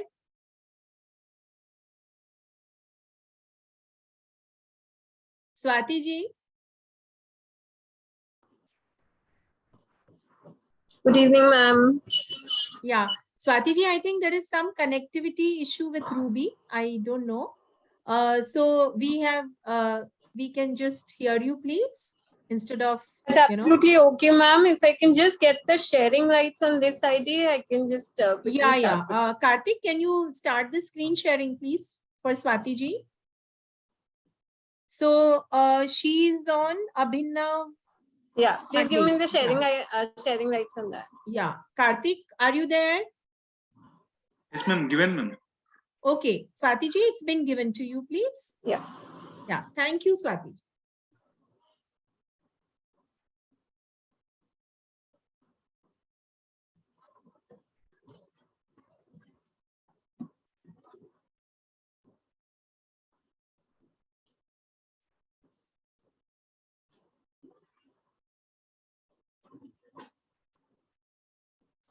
Good evening, everyone. I'll quickly introduce myself because we missed on the introduction part. I'm a banker. I've been into banking industry for the last 16 years. And throughout these 16 years, I've worked in different fields, right from credit to retail lending to corporate businesses to Forex and other verticals of banking. Today, I'll give a very precise and a very small brief on what exactly Stand Up India loan is, what is the way forward, and what are the bottlenecks and the challenges which are faced by the entrepreneurs when they go ahead and apply for the Stand Up India loans. In the earlier presentation, we had, Karthik, will you have help me with the slide is going now.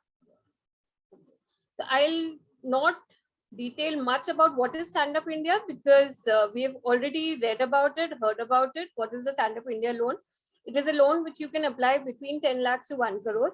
So I will not go into the nitty-gritties of what Stand Up India loan is. Instead, we'll move ahead and see.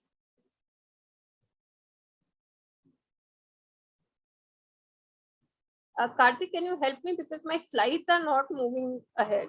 I don't know. Okay, ma'am. I think there's some technical issue. The slides are not going forward. Swati ji, would you like Karthik to play your slides? Yeah. Yeah, that will be great.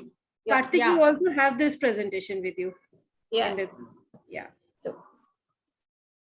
So, whenever we think of starting off a new business and we plan on taking up a new role, there are a couple of challenges from the entrepreneurs that we have met in the banking industries, and I've jotted down a couple of major things that we have found out. First and foremost is the finance part. Now, this is the part that we will be taking care of as a banker, as a banking system financial institution.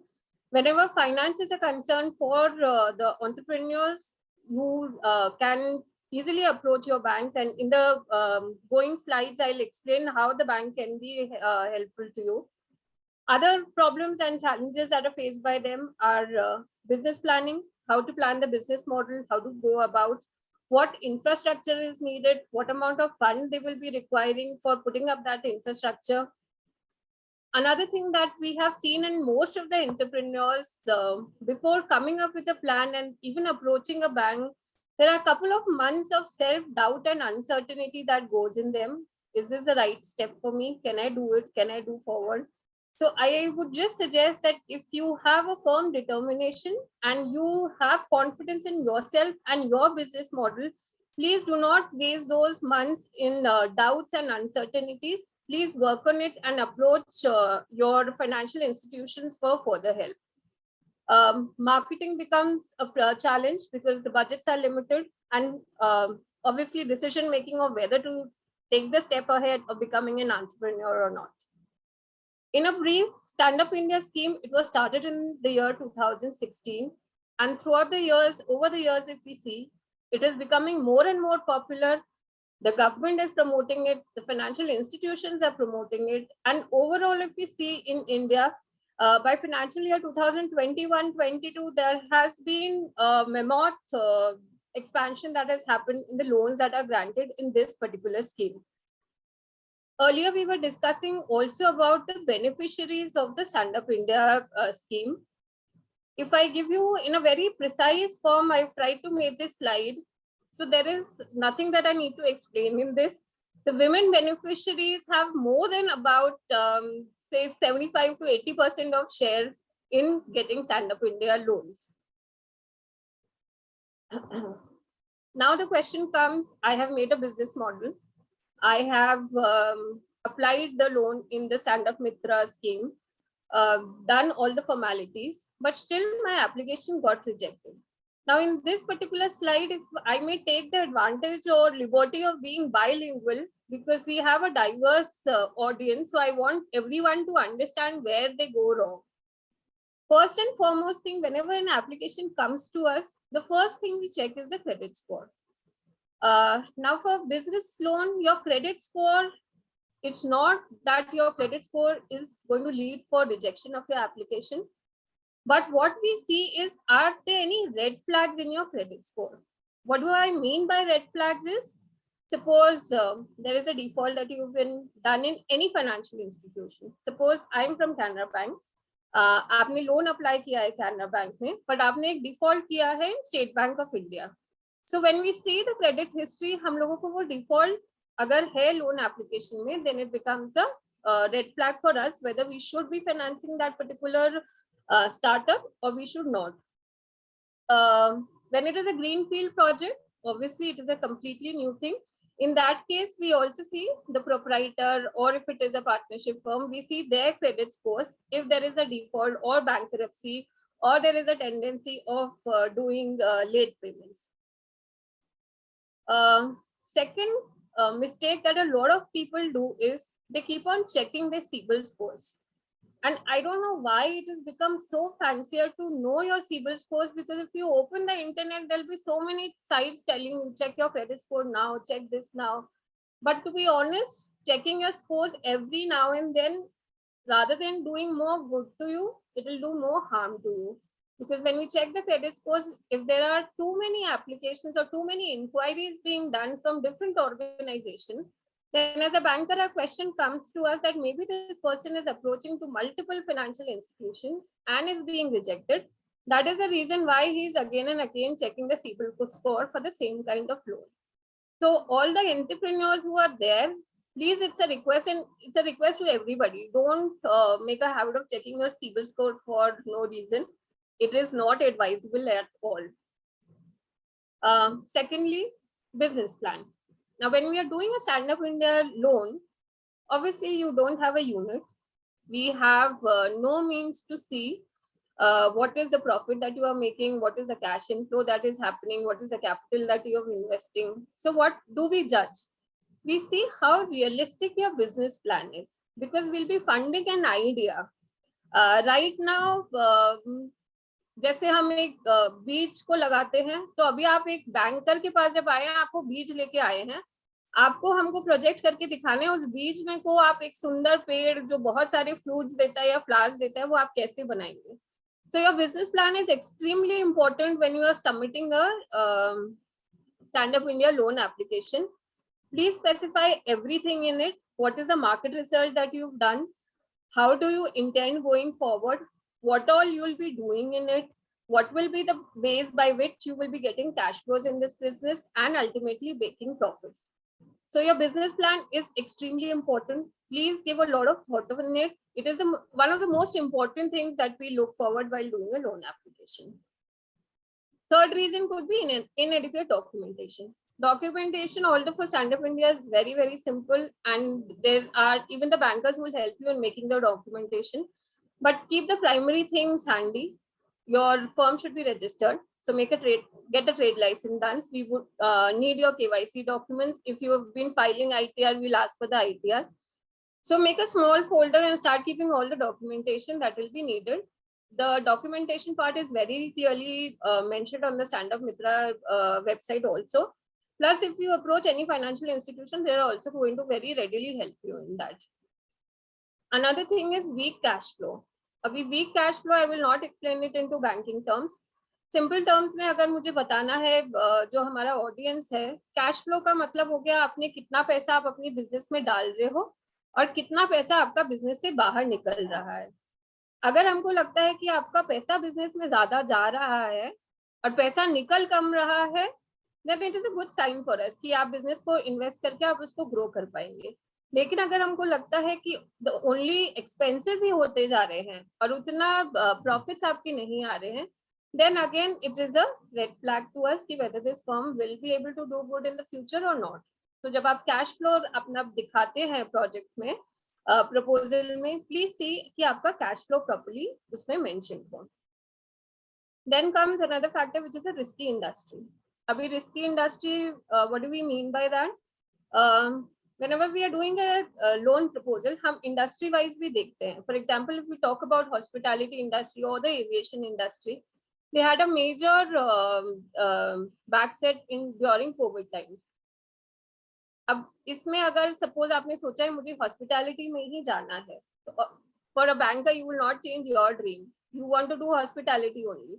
So what is the solution for that? There are different risk categorization for different banks. So if one bank feels that this particular field is this industry is risky for us, please explore other options also. There are many institutions which fund, and every bank have their own risk categorization. So don't get disheartened. If one financial institution finds it risky, you have other options, so you can always explore them. Then we come on what are the margin requirements. As the sir from SIDBI had clearly explained, the government has become even more liberal now. They have slashed down the margin requirement. So it is only the 15% margin that you have to pay instead of the 25% margin. But sometimes we get application jahan pe they start negotiating ki 15% ki jagah can we give 10%, can we give 5%, 6%. That doesn't work out. Margin requirements have to be met. So जब आप अपना पूरा proposal prepare कर रहे हैं, please keep in mind that the margin requirements are there for you. Another question, which in spite of so much of awareness of the scheme, there are many people who are not aware, is that will my loan application get rejected if I do not have sufficient collateral security to give to my bank? The answer is a clear-cut no. Up till a loan of 1 crore rupees, you do not have to give any collateral security. So please keep that fear out of your head. It is only the idea that you have to present it nicely to the banker. You don't have to worry about the collateral security. However, there is one thing that I would want to tell people is, if you have the provision that you can give a collateral security, please always give the security for two reasons. One is for your benefit, one is for the banker's benefit. When I talk about your benefit, the benefit is that you will not have to pay the guarantee fees that we pay to the government. So you'll be saving a substantial amount of money every year by not paying the guarantee fee. It depends upon the loan amount. It could be ranging anywhere from 40,000 to 80,000, 1 lakh, more than that, depending on the amount of loan that you are giving. So if you have a security to give, please go ahead and give. When you give us a collateral security, we also become a little more, more comfortable in doing the loan because we have some backup.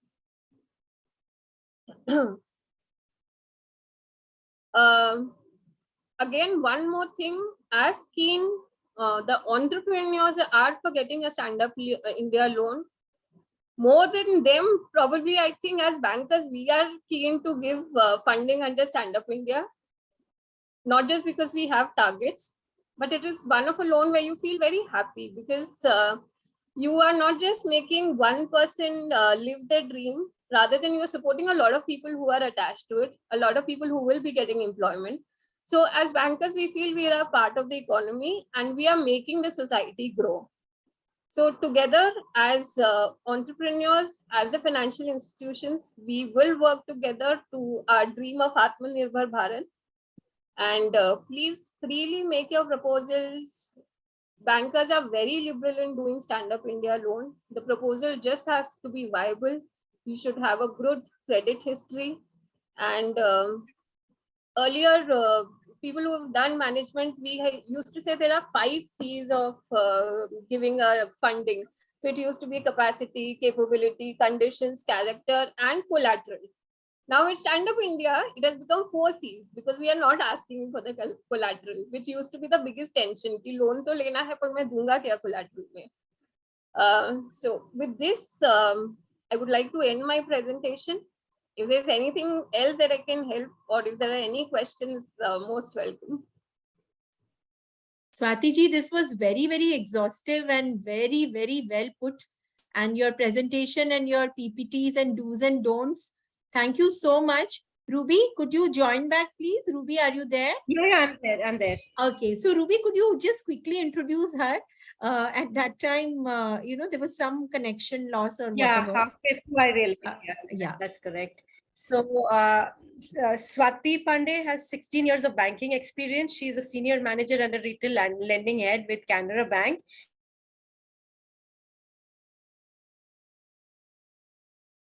Hello. Hello. We have lost her again. Swati ji, truly appreciate, and we just hope that more and more bankers like you instill confidence in all the women entrepreneurs that, the credit access is available to them if they have a good plan and they have good idea and spot on. I have known her in various capacities.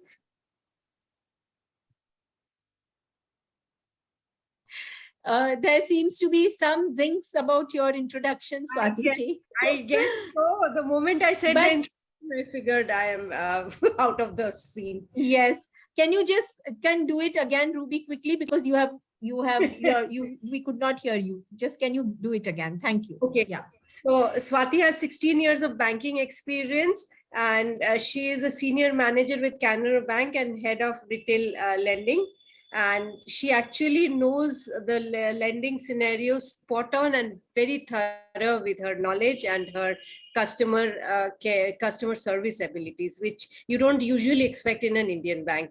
I mean, she actually goes out of her way to ensure her customers are absolutely at peace. I've known her in various capacities, and in all capacities, she's always goes out and helps everyone. So, Ruby, by now, after her presentation, whatever you said, you know, word by word, I can vouch for it. She has really given us such a good insight into bankers' perspective. We are really grateful, and I hope Chitra, through COWE, through Ruby, through Shilpa and the entire team, Aditi, we get more and more people to connect with bankers like her. That will be wonderful. Thank you, Swati, for helping our, for coming and, you know, speaking on behalf of West Bengal team. Thank you so much. She's a blessing as a banker. That's all I can say. I know. We can feel it. We can sense it. So we hope to connect with you in future again, Swati ji, for whatever, you know, in whichever capacity. It will be really wonderful. I'd love to be a part of it, and really thankful to Ruby for making me a part of this event today. So thanks a lot, ma'am. Thank you. Thank you. Ruby, we can just come to the last element and the star element actually of the event, to the Stand Up India beneficiary. Yeah, absolutely.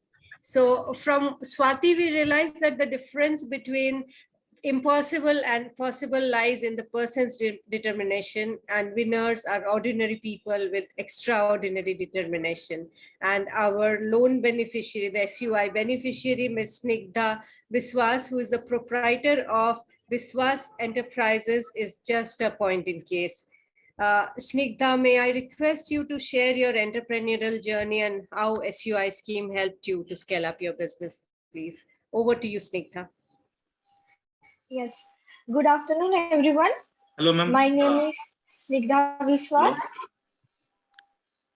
Ma'am, there is an introduction video for SO beneficiary, ma'am. Yeah, please play it, Karthik. Yeah. Please play it.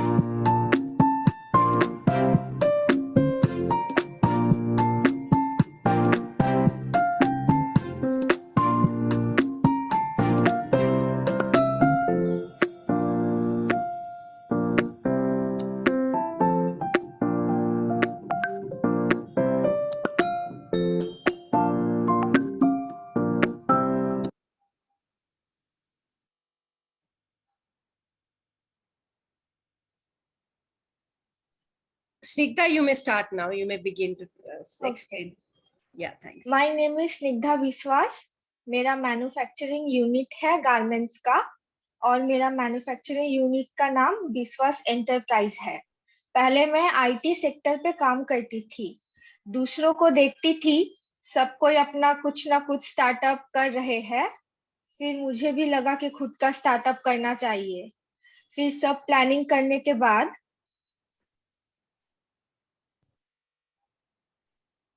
Am I audible? Yes, you are very much so. Wonderful, wonderful.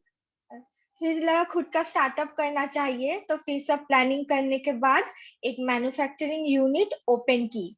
मेरा यहाँ ladies, gents और children सब garments का सिलाई होता है और उन कपड़ों के ऊपर एम्ब्रॉयडरी भी होता है।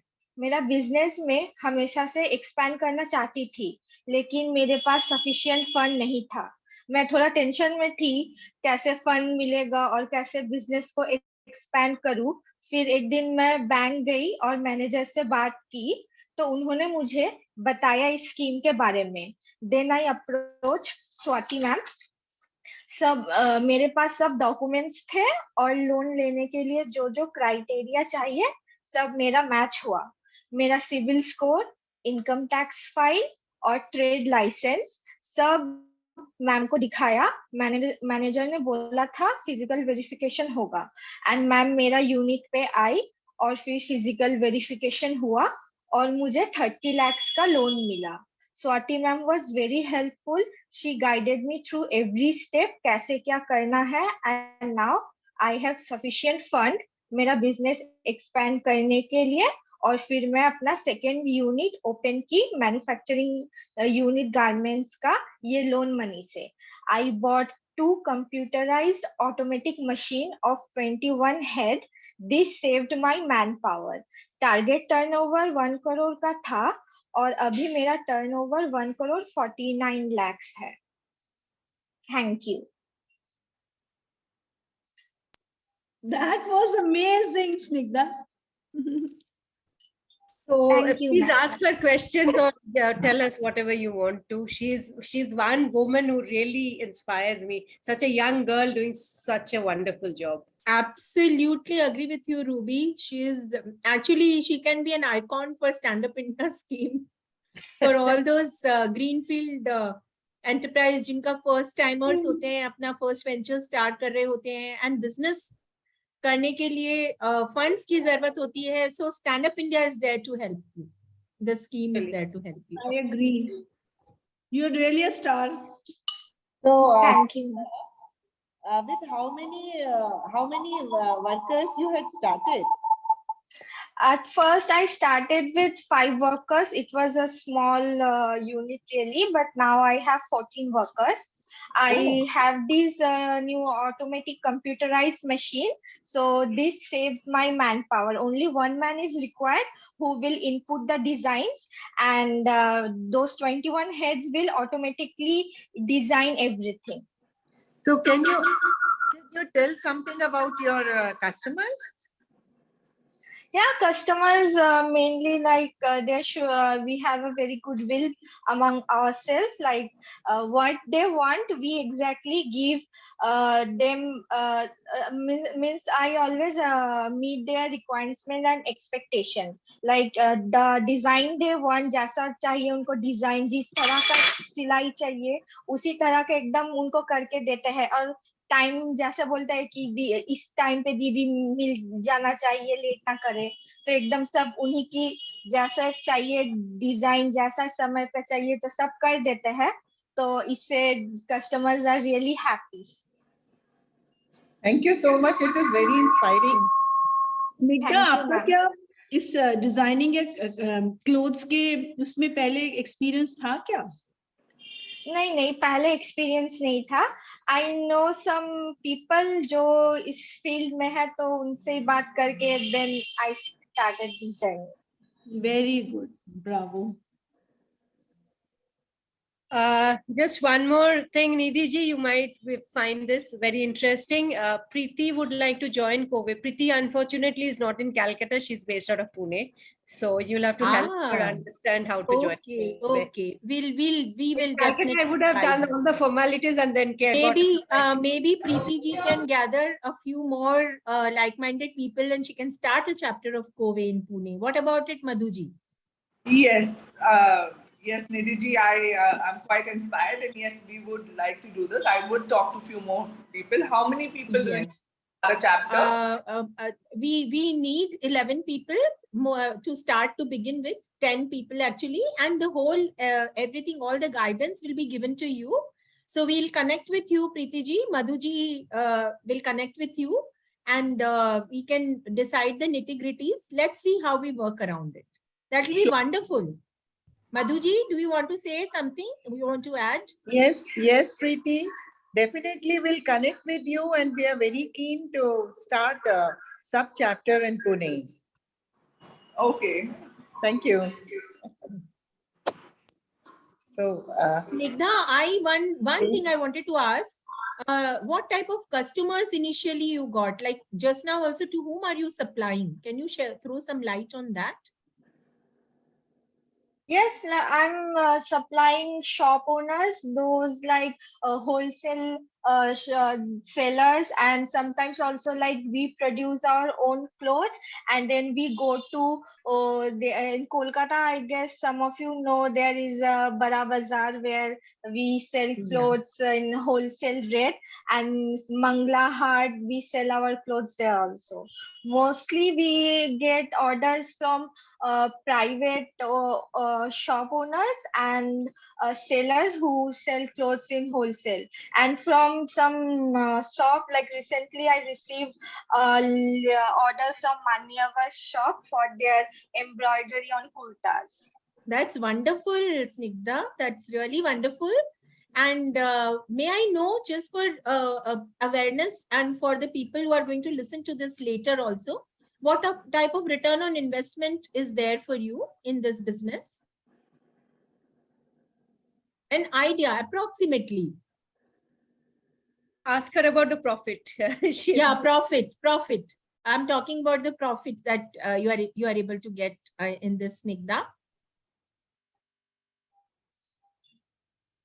Hello. Snigdha, are you there? Some connection problem. I think. Yeah. It's all right. I think we can move forward. We can talk to Snigdha again. Sure, we can. Yeah. So shall we proceed further? Yeah. Please do that, Ruby. Yeah. Like all good things in life, this session, while I wanted this to continue forever, will have to end for now here. So before we do that, let's do a sum up of what happened today, what all we saw and since morning.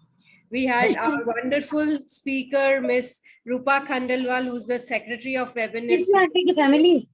Hanji? Family. Can we mute ourselves, please? Thank you very much. So we had Ms. Roopa Khandelwal explain what COWE is all about and how we have been doing. Then we had Dr. Chitra Sen introducing in her amazingly poetic words of what West Bengal chapter has been doing, how it was set up and where we are today, what is the vision for the chapter. We also had Ms. Nidhi Toshniwal, who is the Secretary of COWE India and also Chairperson for this webinar series, to take us through all of the activities that COWE has been doing at various levels, at the urban level, at the rural level, also for the young people who want to come up in life and become entrepreneur going forward. And that was really, really a learning session for all of us. This was followed up by Mr. Gurpreet Singh. Mr. Gurpreet Singh, the way you explained SUI scheme, I think all of us now have enough financial literacy to go ahead with all our entrepreneurial ventures. Then we had our expert speaker for today, Dr. Preeti Kathe. Preeti, the way you explained Diagnostic Center, right now it is like a picture in all our minds. We know if we have this kind of a place and this kind of a capital at disposal, or we are willing to invest this kind of a borrowed capital or own capital, we know this is the kind of diagnostic center we can turn around. And like you had mentioned, in our country, that is a much needed thing. The diagnostic centers do need customers, but the patients also need diagnostic centers equally as much. And the more convenient it is, the more local it is, the better for the patient. The patient faces lesser hassles. Having done that, we then went on to be highly motivated with Miss Dipali Narula. Dipali, the way you explained your life journey, it takes a lot of guts to be able to come up and talk like that. And the learnings were immense. From what we understand with you is, to be the best, you must be able to manage your worst situation with equal aplomb, and you have to be the artist of your life. That is when you can only fly. And all the 4 learnings that we had from you can be summed up as follows. You should not allow anything to keep you down. If you do not allow anything to keep you down, you can actually become successful. Strength comes from building up a set of circle of influence who are like-minded people who will push you to deliver more. And and with strength, you should also build up enough visions in life as you are building up your strength, and you should never lose sight of them. Financially, you should be able to support yourself. You must find a way to support yourself, and it is quite possible for all of us, and that will make your self-respect reach a higher level. And one has to always look at personal development by keeping up with times, reigniting a drive, looking at self-growth, and finally, integrity, commitment, and discipline is what leads to success and recognition. And a live example. Once we have been motivated enough, we had our banker, Ms. Swati Pandey, who actually told us what it takes to ensure that there are enough and more schemes that that has been put up by financial institutions. Excuse me, someone has to mute themselves. Hello. Karthik, if you could please help. Yes, you are audible. Yeah, okay. Thank you. So, so like Swati said, people are more than willing to help you reach your financial requirements. There are enough institutions available, provided you are also willing to go that extra mile and put all the right papers in place and have the right approach when you are talking to your banker and your financial advisor. And then we find a live example in form of Snigdha Biswas. Snigdha Biswas, you are such an inspiration. At such a young age, you've achieved so much. Kudos to you. Like we keep saying, winners are ordinary people with extraordinary determination. From someone who's been an IT professional to land up with a business, think of a business, have the determination to land it up and live through it, and also manage a 30 lakhs loan. It is an amazing journey. Allow me to introduce to you our next speaker of the evening, Ms. Shilpa Baid. Ms. Shilpa Baid is the secretary of COWE West Bengal Chapter. Shilpa is one more of the self-motivated people I've come across, and I'm really grateful to have met you, Shilpa. She's a teacher by profession who also figured that one of her greatest strengths is her culinary abilities, and she set up a full food business, catering business, where she provides home food to whoever is in need of home food in various formats and in whatever quantities. Kudos to you, the way you have grown up in life, Shilpa, and over to you now. Thank you, Ruby. Thank you is such a prayer that cannot be seen or touched. It must be felt by heart. Good evening to all present here. This very hour was full of learning and inspiration. A lot of takeaways, not only for the existing women entrepreneurs, but for the budding and aspiring women to take a step forward. All good things come to an end. So on this note, we close our webinar on Setting Up Diagnostic Center by COWE West Bengal Chapter. I feel honored and privileged to get the opportunity to propose a vote of thanks on this special evening. I, on behalf of COWE team West Bengal Chapter, convey deep regards and hearty thanks to all the honorable members who blessed us with their presence.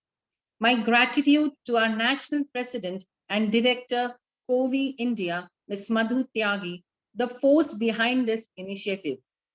Thank you, Madhuji, for your constant efforts and motivation. This webinar is in association with SIDBI. My gratitude to Mr. Gurpreet Singh, Ms. Anamika Rajkumari, Manager, SIDBI. I extend my gratitude to Ms. Ritu Girdhar and other SIDBI officials who have been continuously supporting us to do such wonderful webinars.